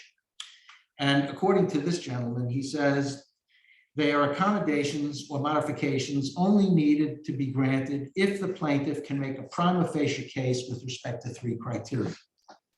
So what are the criteria? And of course, many of the accommodations that are discussed in land use context have to do with use. And many of them, as I mentioned, may have to do with temporary ramps and handrails and pre-existing structures where temporary modifications may be made, because under the zoning law, a variance runs with the land. And under the housing law, a reasonable accommodation is confined to the individuals who need it. So for it to be reasonable, it must be necessary, using a but-for test to show that but for the accommodation and its ability to address the person's disability, the person will not be able to enjoy an equal opportunity to live in the house. So equal opportunity, reasonable accommodation. So Karina and Mimi, my wife's name is Mimi, so it's Mimi, but it's Mimi's ability to reside in this house is quite equal to the ability of Mr. and Mrs. Petrollo's ability to live in a house which conforms with the code.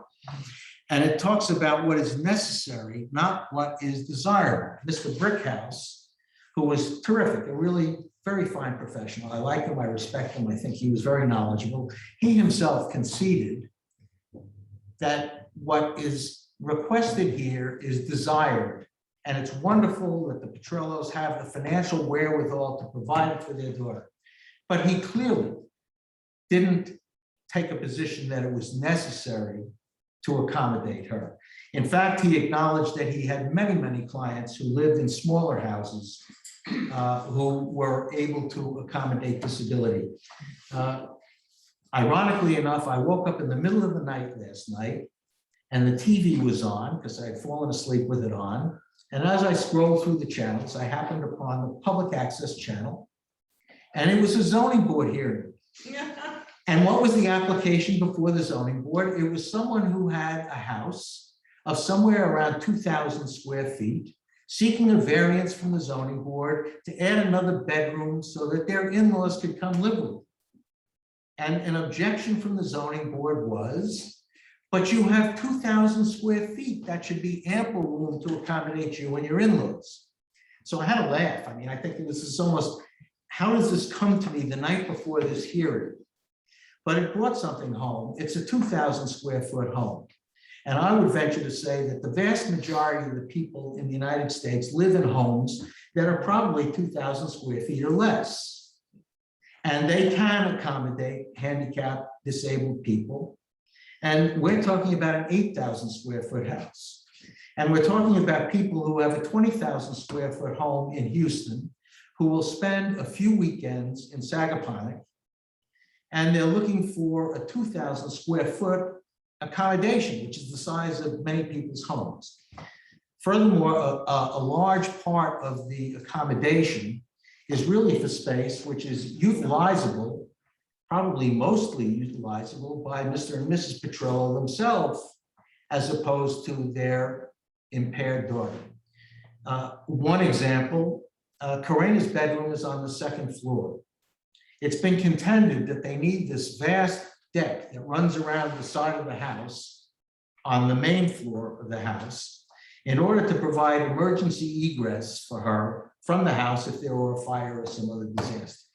Yet as I looked at this, I'm thinking, well, her bedroom is on the second floor of the house. In order to even get to the deck, she's got to come down the elevator into the middle of the house. From the middle of the house, it's a shorter distance for her to go out with her wheelchair in wheelchair accessible space to the front of the house where she can be carried down the stairs because there is no accessible ramp into this house. And it would be foolish for her to then go out to the ocean side of the house to take this long ramp all the way around the house so she could then be carried down the stairs. In the meantime, that ramp, as are many of the other areas which have been characterized as accommodation areas, many of those areas are a boon and a benefit and will be used to a great deal by the Petrillos without regard to their daughter's disability. So when we go to reasonable, again, cases that you yourself submitted, one of them like Schwartz versus Treasure Island, I turn to the section on page 28 for your information if you want to look at it, which relates to necessity. And this is an explanation of what is a reasonable accommodation. So the essential question in reasonable accommodation cases is whether the handicapped have an equal opportunity to live in the dwelling. Goes on to say, accommodation provisions require only those accommodations that may be necessary to afford equal opportunity to use and enjoy the dwelling. Those words are emphasized in the text of the case, not by me. If accommodations go beyond addressing those needs and start addressing problems not caused by the person's handicap, the handicapped person would receive not an equal, quote, but rather a better opportunity to use and enjoy the dwelling. Only accommodations necessary to ameliorate the effect of the plaintiff's disability so that she may compete equally with the non-disabled in the housing market.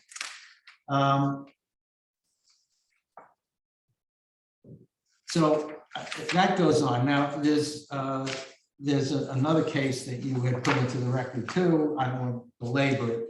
Austin versus the town of Farmington, which essentially recites the same kind of language, only that case focused on restoration provisions. So there, what was at issue was not the reasonable accommodation being made in the first instance, but it was where the zoning board wished to apply a condition, a restriction on the reasonable accommodation, taking note of what I had mentioned before, that variances run with the land, but reasonable accommodations are particular to an occupant. And in that case, the jurisdiction imposed a restoration provision that if the accommodation were no longer necessary, it would be removed. Now, again, if you had an existing structure or if there was something that was unfeasible to remove, I would say, well, that's got to be taken into account. What is a reasonable restoration? This case holds that it's no facts in this case were alleged that discriminatory intent requiring them to restore the property to the original condition once the need for modification is no longer required. And it says, it draws a distinction between an accommodation and a modification. So we're not being asked for a modification for an existing house. We're being asked to accommodate a house not yet built.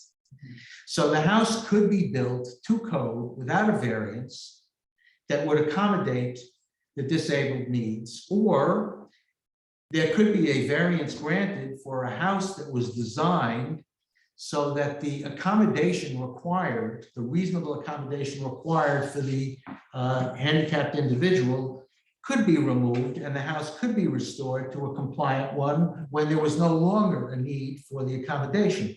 Now, we're not telling the applicant what to do. We've been merely having a very open discussion to try to come to an agreement and understanding that works for everyone.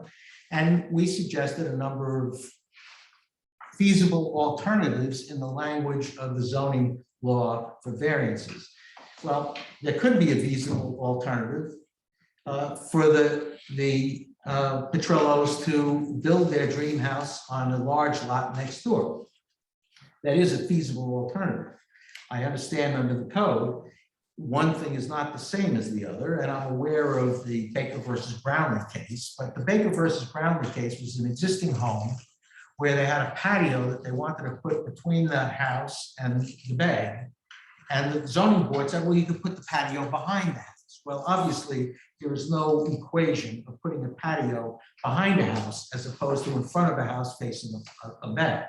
But when you have a lot immediately adjacent to the lot that you can build on, and you choose to build on the lot that is after the lot line variance is less than 80,000 square feet, when you own a lot adjacent that's 166,000 square feet, and it is essentially equal in terms of the location, it's on the ocean, it's immediately adjacent, it's got all the space that you need. We're not asking someone to give up their ocean view. We're not asking them to move their house back.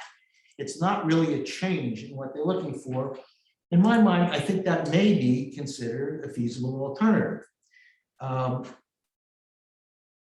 The other feasible alternative or mitigation that we talked about was the possibility of conditioning a variance on it being limited for restoration after the accommodation wasn't needed. I believe that there was a discussion about the applicant being willing to agree that, number one, they wouldn't sell the house for 3 years, which was to address the concern that they didn't have a genuine intent to live there because they were listing the house for sale simultaneously with making the application. And that was what they were willing to give evidence of good faith, that they would not sell it for 3 years. Well, that's how long it might take to build a house for themselves next door on the other lot.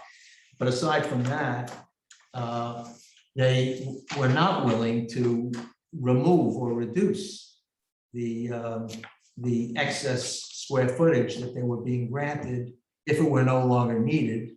That would be deemed too much of a hardship, unless the house were destroyed or totally renovated, in which case then it could be rebuilt to a different size. So far, I haven't really heard any effort, any genuine effort to take seriously the concerns that this board has expressed with respect to feasible alternatives, with respect to reasonable and necessary accommodations, as opposed to, well, you don't always get what you want.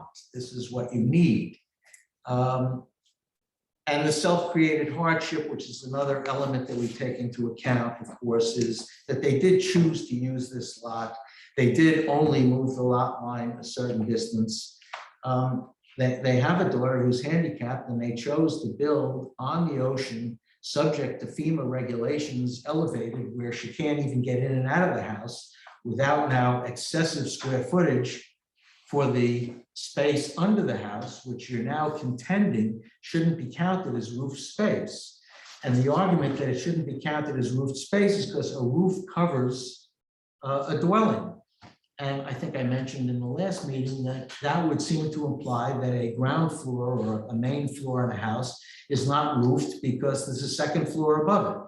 So I don't mean to be completely negative about this. I'm just pointing out that I'm genuinely struggling with trying to find that you have made a case for a reasonable accommodation, taking into account the findings that we have to, as a typical zoning law, even with the overlay of a reasonable accommodation.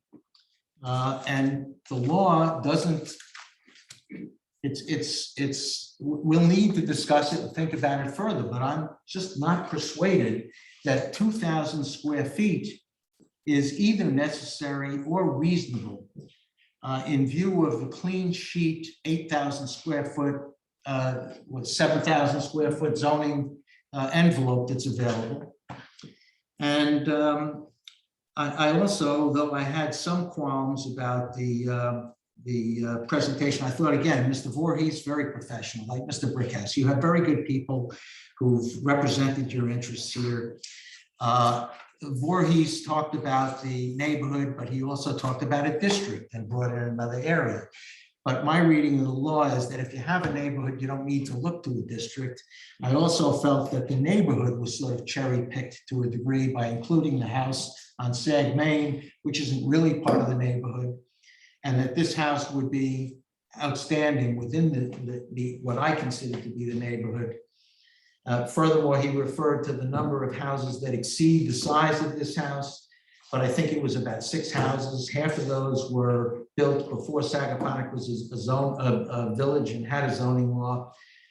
Some of them didn't require a variance because they were on bigger lots. And they didn't take into account that it's not just absolute bulk that is the issue in the GFA. It's bulk relative to zoning lot size. So I leave you with a lot to think about.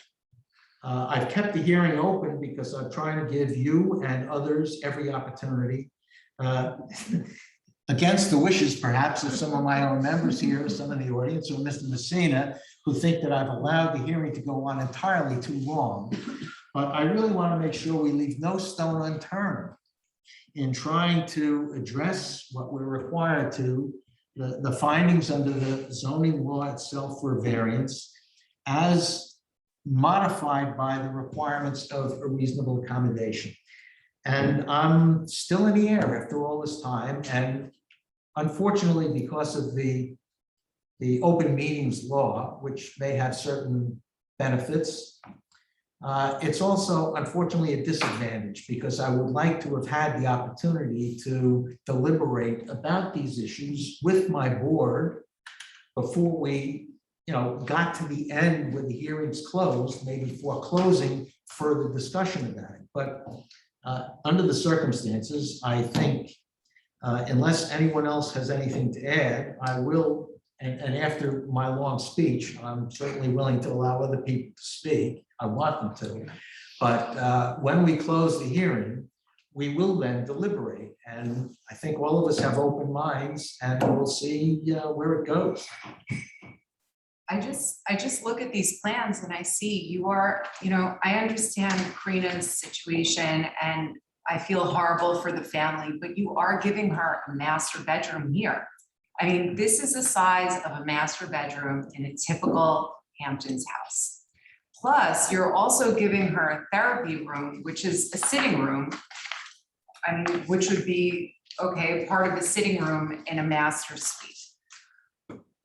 Then they have this enormous bedroom for themselves, the Petrillos, with a huge family room and kitchen underneath, which they could reduce in size to meet the requirements. And this would take all about 2 weeks by an architect to just reduce it to meet the standards. You're starting from scratch here. There's no existing structures. So, I mean, to ask for all of these things when you have such a large house to begin with, you could just shrink it a little and meet the standards and you'll still have a beautiful house with a lot of room. I just don't understand the necessity for this. I'm a broker out here and this is the largest master suite I've ever seen. And I show very, very large, expensive homes and sell them myself. So I don't understand the need for this. If you could just shrink it a little bit to meet the standards, it would probably help solve a lot of problems here. Let's see, my ongoing trouble is with the GFA. The Petrillos in a year-round residents have a certain set of needs. And, the master suite probably serves those needs, but in a house which will be used sporadically, I don't think the needs are quite the same. And I mean, this whole case has been a lawyer's dream, I guess. And I'm not a lawyer and I don't play one on television, so I just a little more simpler look at it, but it just seems like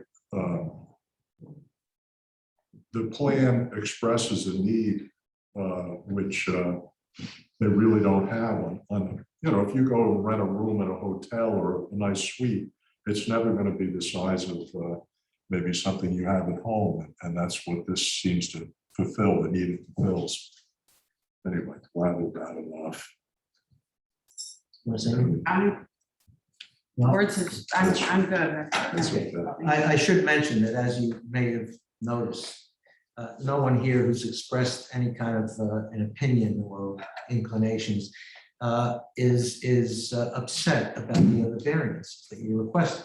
This is an oceanfront property under traditional zoning concepts. You have a higher water table, you need a higher retaining wall. You've got the narrower side lot lines, in spite of the fact that you widened a lot, so you get some relief there. The septic system imposed. These are all land related and not unreasonable. The height, not because it's de minimis, but again, the raising of the height was because of the reasonable accommodation. Nonetheless, you heard the prior application before yours. Somebody wants to raise their house to 51 feet. Not raise it 51 feet, raise it to 51 feet, as I noted. But nonetheless, there are inherent intrinsic conditions in the land which always are there that warrant variances, because all real estate is different. What's troubling here is the overlay of a reasonable accommodation. And so the other variances, I think, would all be granted.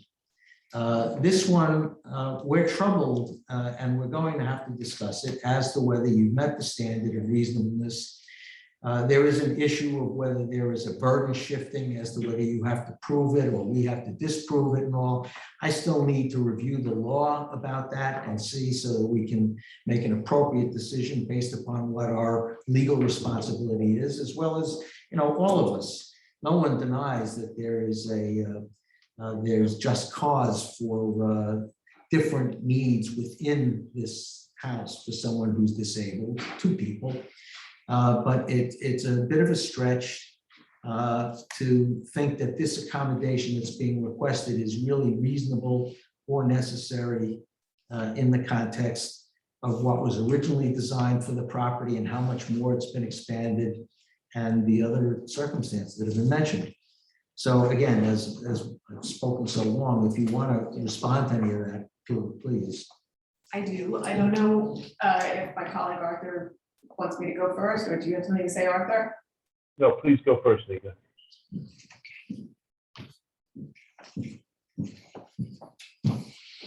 I'm not going to rehash what I don't want to rehash. There are a few things I do want to address just with your comments, Mr. Mizell.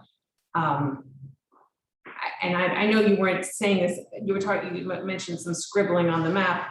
It does look like scribbling on the Bobrowski survey, and I know we weren't being. Only because I failed to recall what it was called. Well, You want to actually, enlighten me, what was that, the designation or the It's a note. inscription? it's a note on The the. notes, okay, the note, that's And- what I meant to and- say. It's really, it's tantamount to a covenant. It's not scribbling. It's really important. And it was part of the, and I've made this argument before. I know it was part of the bargain for exchange with the preservation of land. If that doesn't survive, then why was that land preserved? But I think I addressed that in saying I acknowledge the validity of the note, but I'm not sure as to its binding effect on a successor jurisdiction, number one, and number two, whether the note only preserved the R40 dimensional as opposed to all dimensional requirements. let me just speak to both of those things. First of all, as to whether it binds a successor jurisdiction, I think it has to, otherwise it would be meaningless. But we have an absolutely unique situation here where the successor jurisdiction, the village of Sagaponic, confirmed the note by restating it on its own subdivision map that it signed and we filed for this property. And as far as being particular to the R40 zoning district, the note does not say exclusively prescribed for the R40 zoning district. There are many dimensional regulations that span multiple zoning districts within a town. Some span all zoning districts within a town. And as you know, I've said it a bunch of times, we've got to construe this in the manner most favorable to the property owner. It doesn't say exclusively for the R40 zoning district. I'm sorry you were frustrated about lack of dimensions on plans. I hope we have all the dimensions. I know that we've worked on that and I hope we've gotten that to you. As far as Mr. Trickhouse's testimony, and thank you for the kind things you said about him. I mean, he is truly a great human being, one of the best I've ever met. I didn't hear his testimony the same way that you did. I think that the record will show what it shows, but I think that, and certainly he does, and we know that people live in much smaller houses. Nobody's denying that. I think he was quite clear that his clients are not thriving in their smaller houses and that more space is helpful. And in fact, he testified specifically that it would ameliorate, the additional space would ameliorate the effects of the disability in this case.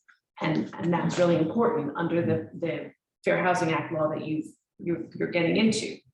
I think there might be some misunderstanding about the east side deck. That is the impetus for that is that the family intends to spend as much time as possible on the rear deck where the pool is overlooking the ocean. Obviously, that is a very nice place to be. But this is a family who actually lived through a house fire, and they're concerned about getting from that rear deck to the front. Clearly, there's another issue for getting from the second floor to the front that will have to be addressed through I'm sure through an elevator and a generator, and not a great, and dangerous. But as far as the typical situation where the family is enjoying the rear deck, they want to be able to get to the front of the house quickly. Yeah, so, but you're confirming what I said to some extent. Since the family wants to sit by the ocean and use the front deck and needs to get around, then why is the deck accommodation space as opposed to their normal space that should fit within the normal zoning code and not require an accommodation? That deck isn't so wide as to have been widened to accommodate Karina. It wouldn't have been any narrower if Karina weren't there. That's the deck for themselves, which she, of course, can benefit from, but it's not a special need, a special accommodation, the deck. Well, I think when you have people in wheelchairs, it's a little bit different to go through a potentially burning house than it is to No, go. but the deck is, how wide is the deck? The deck is 5 feet 3 inches wide. And it's characterized here as reasonable accommodation space, accessory space. And that accounts to, it was 800 square feet, I think, right?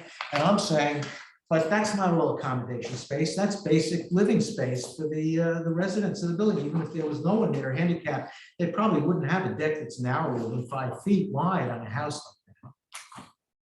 I think that there's ways for people who are not in wheelchairs to get off a deck in a fire or an emergency that people with wheelchairs cannot necessarily That wasn't the do. point I was addressing. That's a separate issue as to be getting off the deck. I'm talking about using the deck. I'm talking about the rear deck. I'm talking about six. No, but you yourself said they're coming to Sagaponic and they want to sit on the deck. Well, they would be wanting to sit on that deck whether they had a handicapped daughter or not. I'm not sure that the size of that deck bears any relationship to a reasonable accommodation for a handicapped daughter. Well, I just, might be talking past each other, and I want to make sure we're talking about the same thing.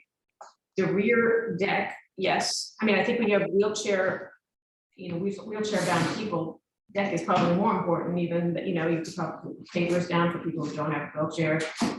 There's different surfaces that are more, suitable. But the east side deck, without the disabled family members, I don't believe that the Petrillos would have that deck at all. That's my understanding of the genesis of its design. That is my understanding of it. Anyway. Well, I'll take you at that, but that's kind of hearsay. I mean, they haven't made that case. You're speculating. We have made that case. The only part of the deck that was for handicap need was the eastern deck to get around. The back deck was never suggested to be part of the accommodation. How about the covered entry porch in front of the house by the front door? Is that entire deck accommodation space as well? It's marked in blue and it's included. It's 15 feet by 12 feet, which is the front porch of the house. And that's included as accommodation space. So they wouldn't have a front porch, but for the door. No, I think they'd have a front porch. It wouldn't be that size. I think there are many elements of the design that have been included because of the need to evacuate two people who cannot walk or stand in a place where you have the people who are caring for them as their family members who could not lift or carry them if they needed to. That's what you have here, and the size to make it more accommodating for rescue is part of what Mr. Brickhouse did. Mr. Chairman, I'm renewing my objection. I'm sorry, just state your name again. Vincent Messina. Sorry, thanks. That's okay. I'm gonna renew my objection. Multiple lawyers interjecting and arguing. If you want to have that, that's fine. Just let me know.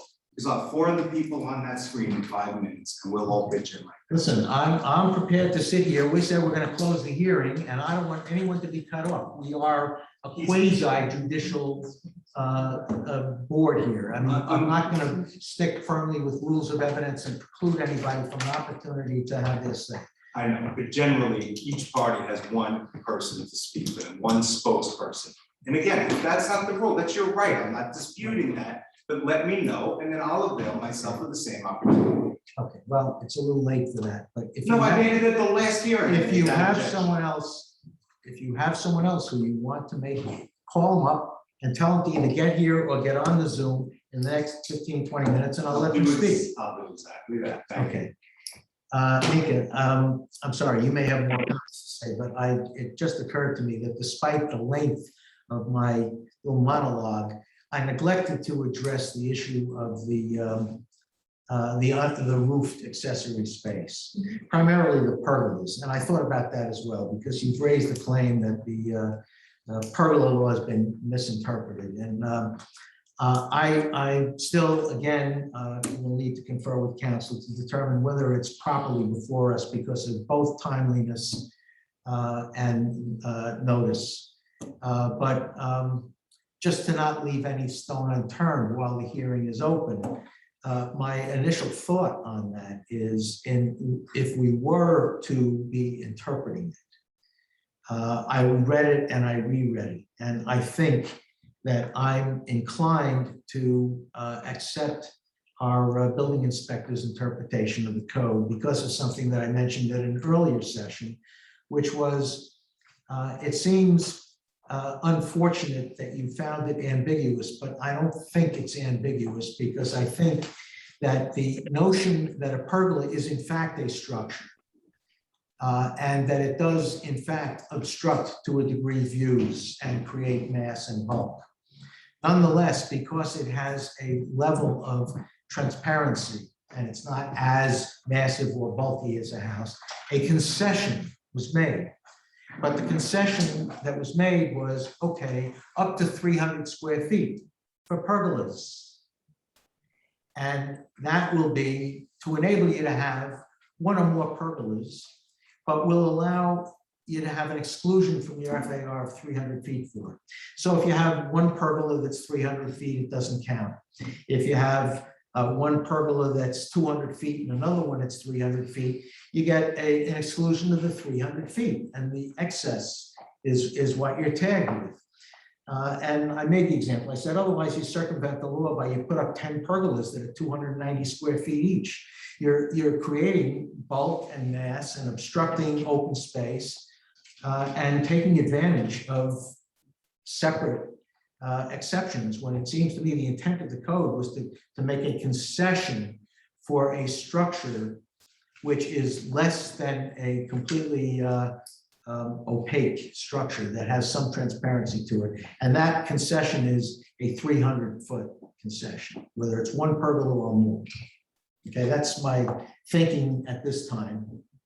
And I'm not even sure that we're in a position to render a decision on that, but that's from looking at just for your illumination. Well, clearly we have a difference of opinion, difference of interpretation. There's one last comment I wanted to make, and that has to do with the suggestion about alternatives, feasible alternatives. And I don't want to mischaracterize your comments, Chairman Mizell. I thought I heard you suggest that perhaps someone with a disabled daughter, there's a question whether they should be on the beach in a FEMA zone where they can't get up into the house. I think that is the, and I don't, if I didn't hear that correctly, please let me know. But I think that is the essence of the Fair Housing Act, that people with disabilities are entitled to enjoy a house on the beach.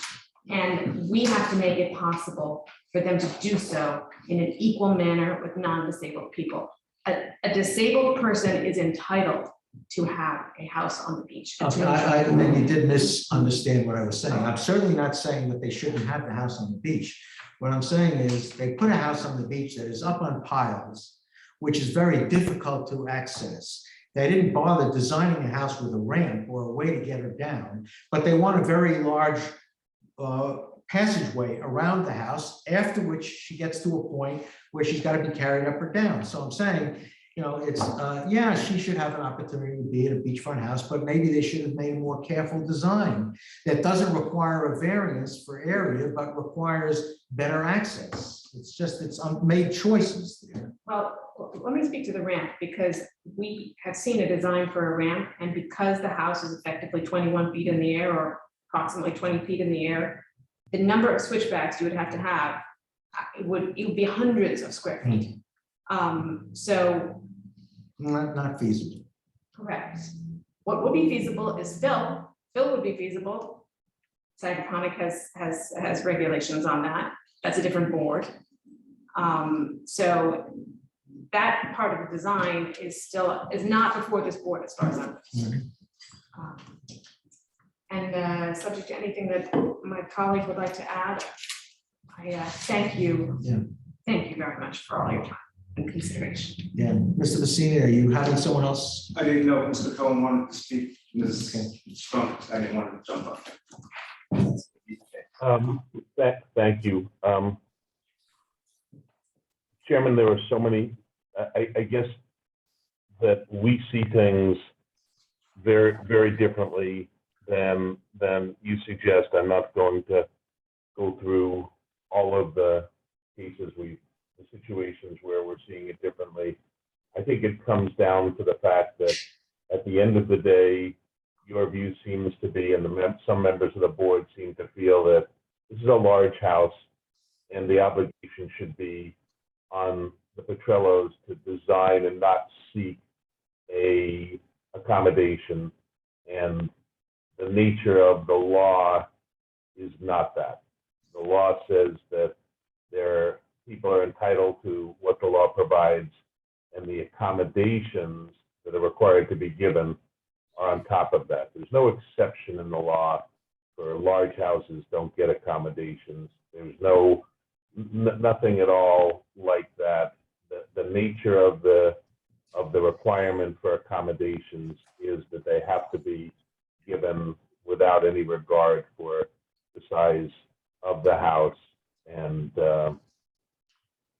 I don't feel that thought is been appropriately being considered by the board, and I would urge you to think that through more carefully. I'm talking in the context of a pre-existing house. If you have a large house, an accommodation may still very well be needed.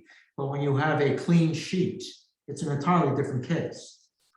I don't know where the clean sheet exception for the Fair Housing Act is. Maybe you can show us that. It's not an exception, it's merely a response to your saying that a large house, there's no exception for a large house.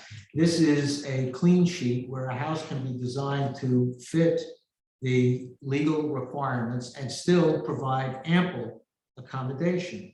Whereas if you have a large house that wasn't designed for a handicapped person, it may require substantial accommodation. Anyway, I don't want to get into a debate with you, but I am interested in hearing your further comments because we are closing the hearing, so you won't have a further opportunity, but we do want to consider what other arguments you want to make.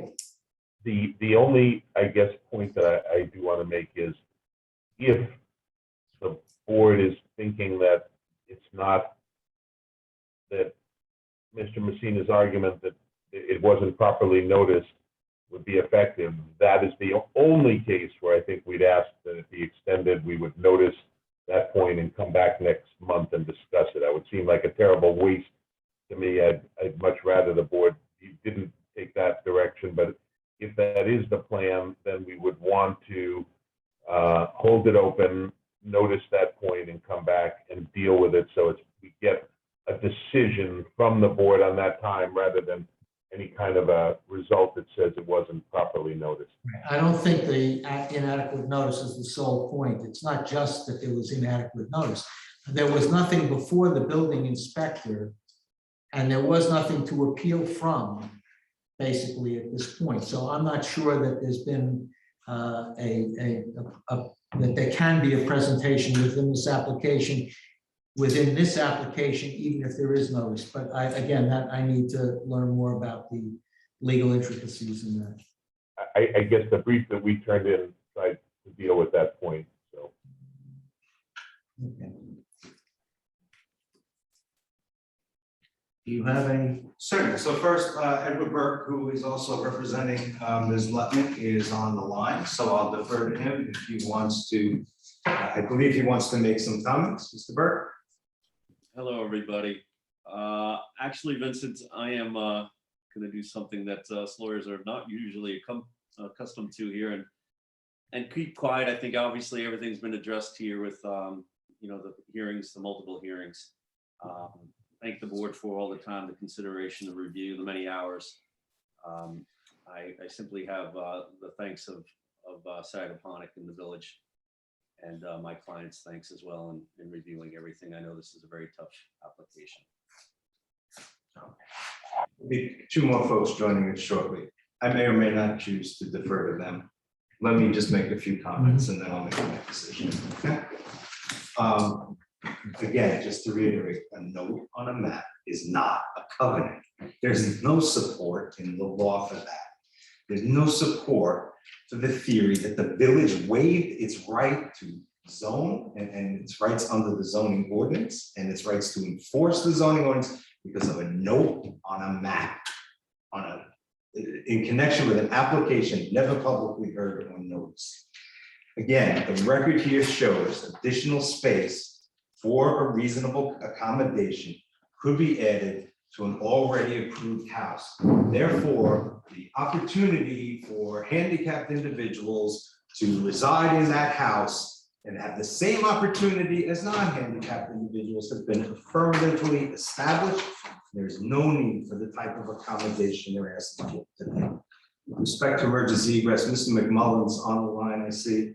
I'm not an architect neither, by the way, as Ms. Strunk, so I don't know about this whole thing with the switchbacks. There's been no testimony, competent testimony with respect to that, but it's incredibly dangerous to have somebody in a wheelchair on a second or third floor with no way out besides an elevator. Elevators malfunction, there are electrical fires, there are all kinds of things. So, the argument that's been made about that being emergency egress, and you couldn't do a ramp and you need all these, it's just, it's not supported by common sense, it's not supported by facts.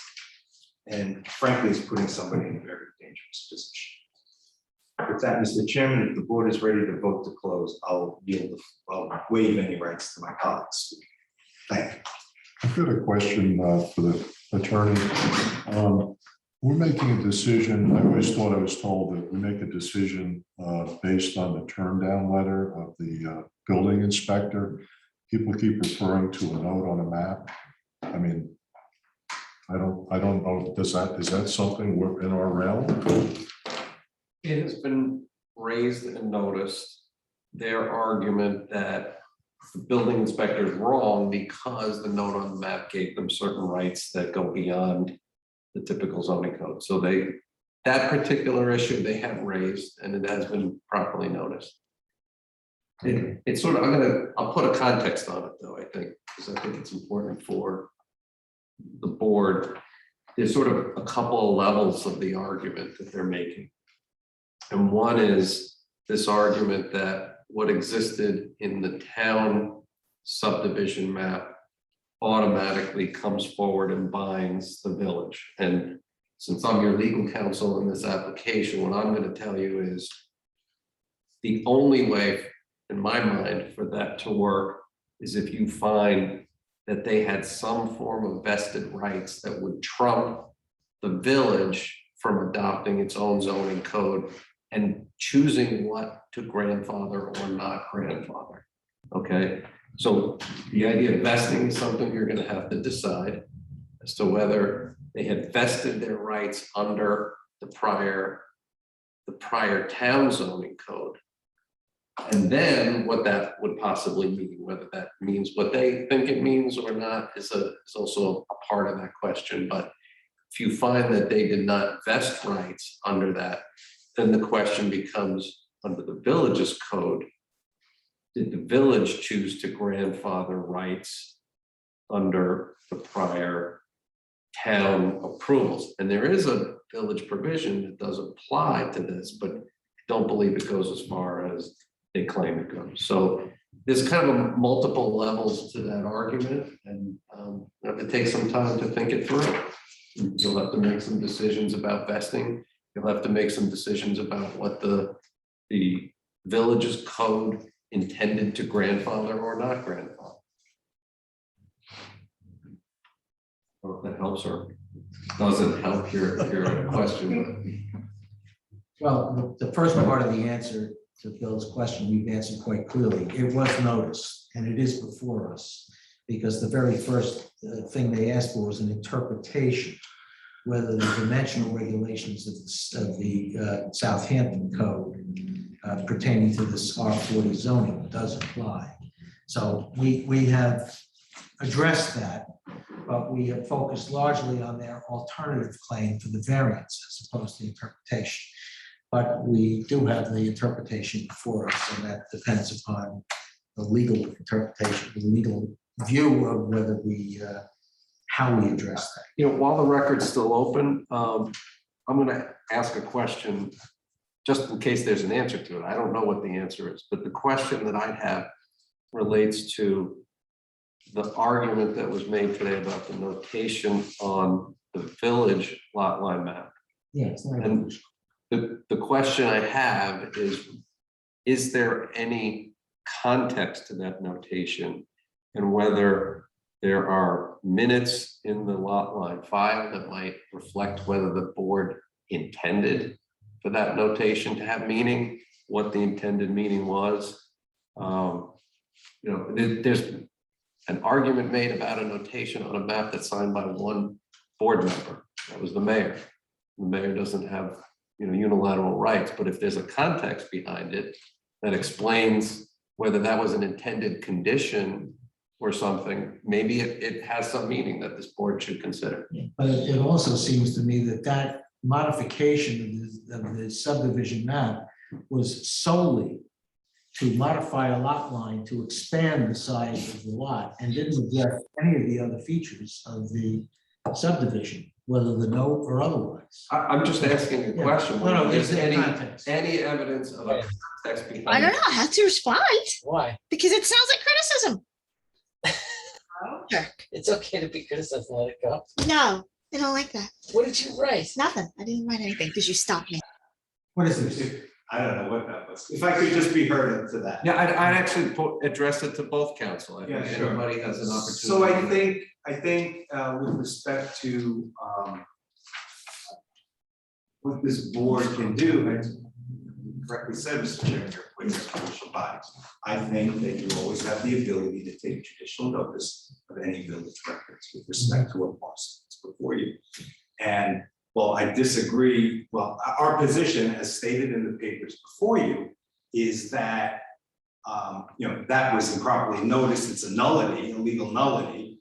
As you said, Mr. Pascal, there may or may not be statements on there, and as you said, Mr. Chairman, the intent may or may not be revealed by the minutes or something else. So whatever it's worth, I have no objection, and I think you have the right to take judicial notice of those records and consider them.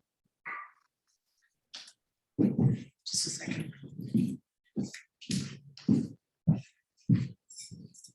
My recollection is not of any specific discussion of that issue in the context of the lot line modification. However, my recollection is, and again, I mean, I agree that I think that if you want to know the answer to whether this was in the minutes and what the record looks like before the planning board, I believe that note was on the map at all, that was submitted and heard by and approved by the entire planning board, which is of course the village board of trustees sitting as the planning board. And so it wasn't something unilaterally done by the mayor. And I think it was part and parcel of the approval of the lot line modification.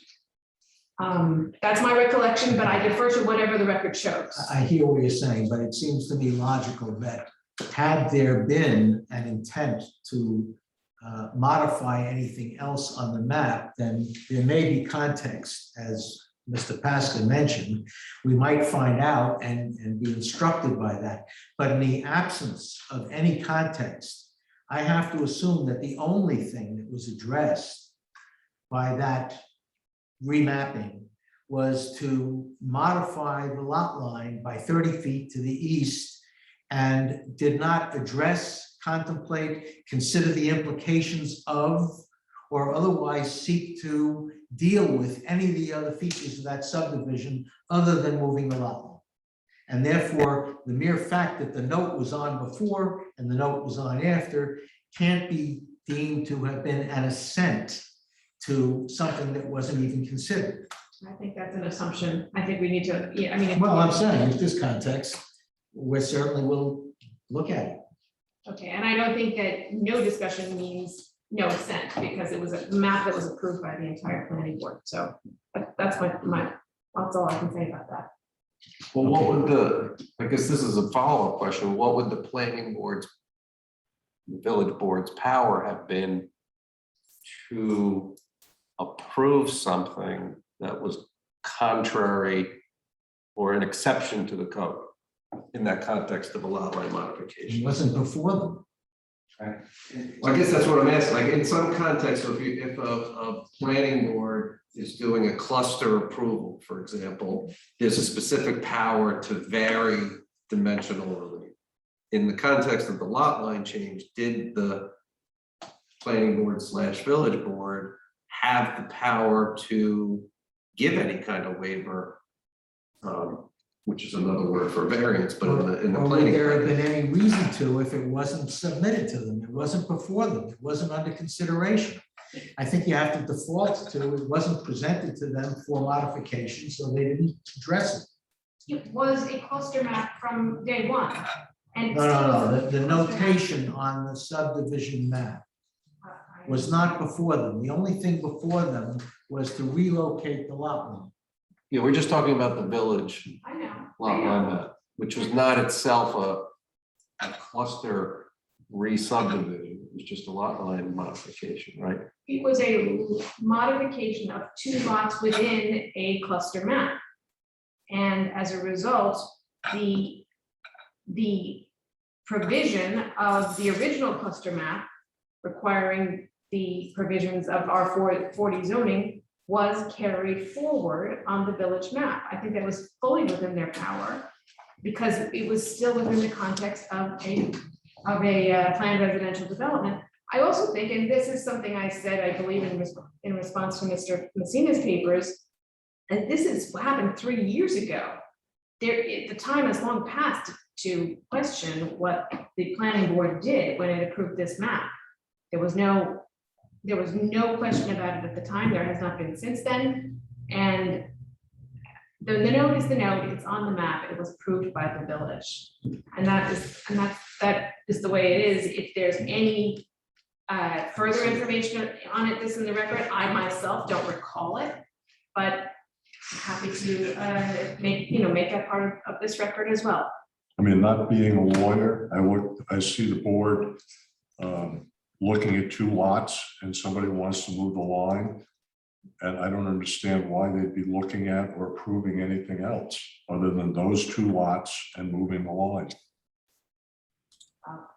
And a discussion of a map and carrying things through from from the town of Southampton, none of this stuff came up when I was mayor, and I held the hearings for the zoning code, and totally new to me.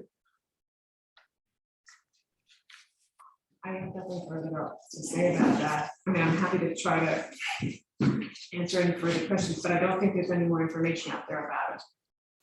So I'll just make the point that if you accept that argument, you can never rezone, or do anything to the zoning on that parcel. You effectively lost and ceded your control for zoning on that parcel. It makes no sense and it's illegal.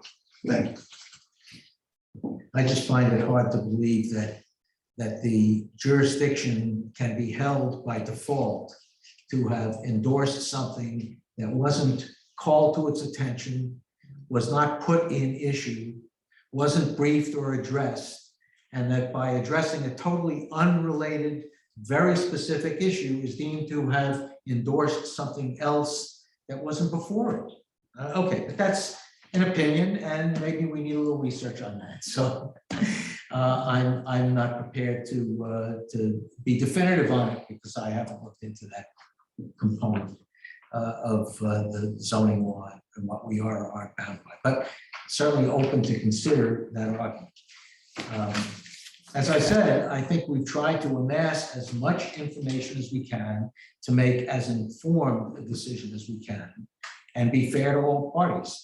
I've tried to bend over backwards to express to some degree my skepticism, to give you every opportunity to address my concerns, and you both have, whether successfully or not, I don't yet know, but in response to my, what I call the Socratic dialogue, I've expressed my concerns and you've tried to answer them, and that will all be taken into account. We will read the minutes, we will read the cases, we will look at the diagrams and drawings, and we will try to render a fair decision.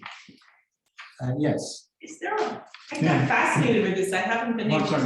My name is Janice Delano. People at home can see you. I just want to ask if public comments are allowed. Yes. By a Yes. sort of resident. Yes, this is I a was- public meeting. I You're was a member of the resident at community. one time. We'd be happy to hear from you. Well, I'm the gross floor area that Yes. we were discussing. I have had a connection with that in the town of Southampton with a couple of homes I've built, and they have roof coverage. It's a similar concept. And in my experience in the last 10 years, it's sort of sacrosanct.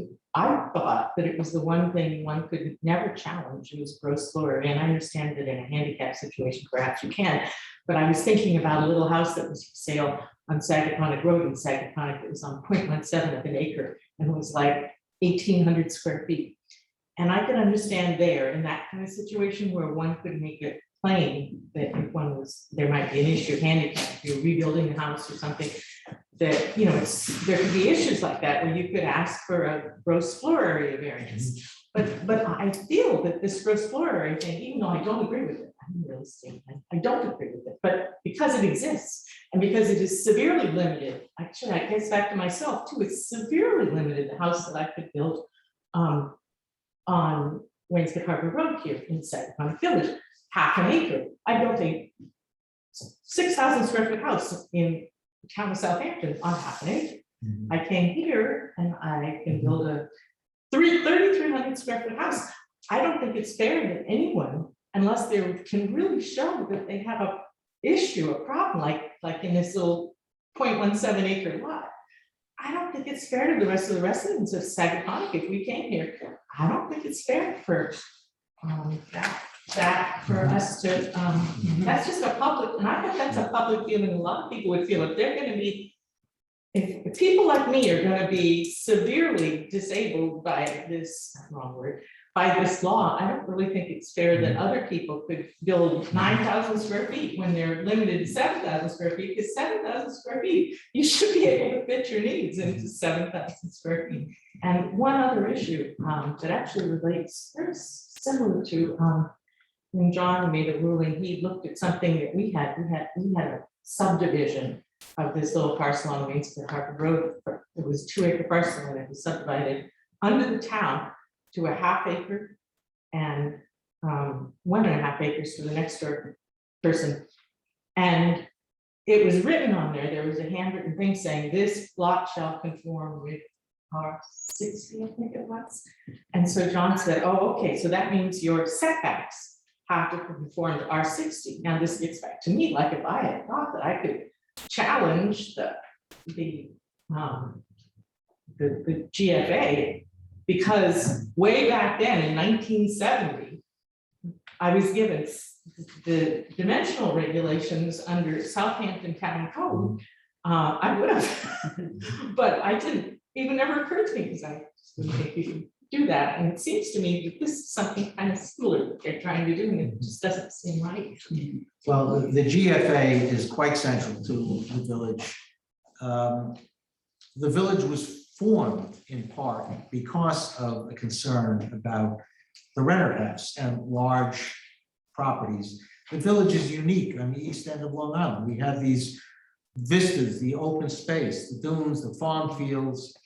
And, you know, my feeling was that if you want to have a more built up environment, East Hampton and Southampton are charming. But if you want the open fields, you don't come here to an open field and then build it up. And when we imposed the GFA, there was an outcry from the real estate community. You're going to destroy the values here, you're going to destroy the values.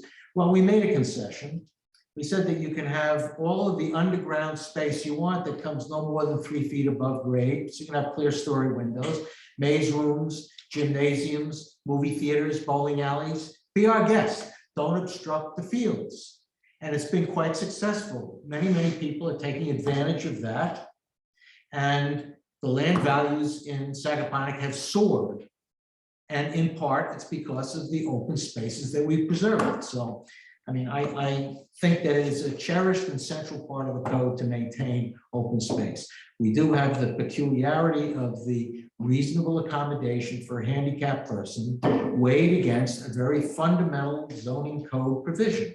And that's what we've been wrestling with literally for months, with argument back and forth. Yes. Can I speak? Identify yourself. Louis Mizell, not a coincidence. Ellie's brother, and I'm there. I've been sitting here, I've been to previous meetings and everything else. And I just have one thing to say. We're all talking about accommodation and safety of a handicapped person.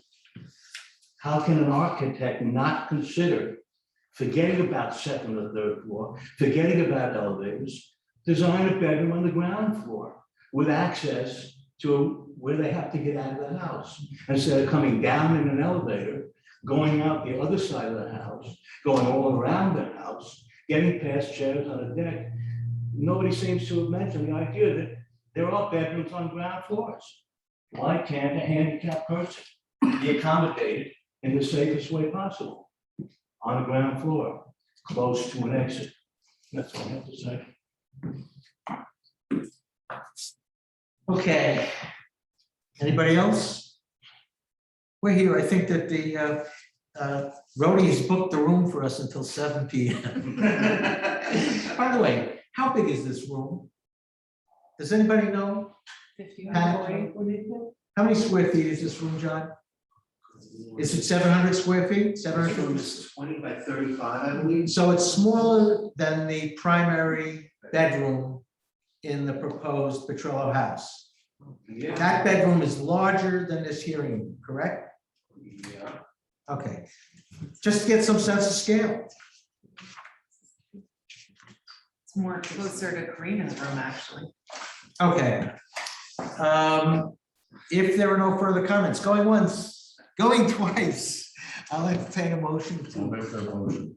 I will second the motion. I second the motion. All in favor? Aye. Okay, now, you're not precluded, I will say, as an amendment to the resolution. We're closing the hearing. We will not entertain any further factual evidence. If there are further legal memoranda or arguments that you think you need to make based upon what was testified and presented here today, like commenting on the validity of the note on the subdivision map, I'd say what, we give them 10 days to submit written submission? Fair enough? Just no rehashing of old arguments. Right, okay, please, but just limited only to like legal arguments that would be informative on a couple of legal issues that were just raised here that we weren't sure about. If you have a take on that, you can present it, okay? Since there is no other business before us, I'll entertain a motion to adjourn the meeting. So move. Second, all in favor? Aye. Thank you very much. You've all been very patient and professional. Mika, I was gonna bring a bottle of wine. I was gonna bring a bottle of wine to celebrate the closure, and I said, well, maybe that's going too far. I had for second. Great job.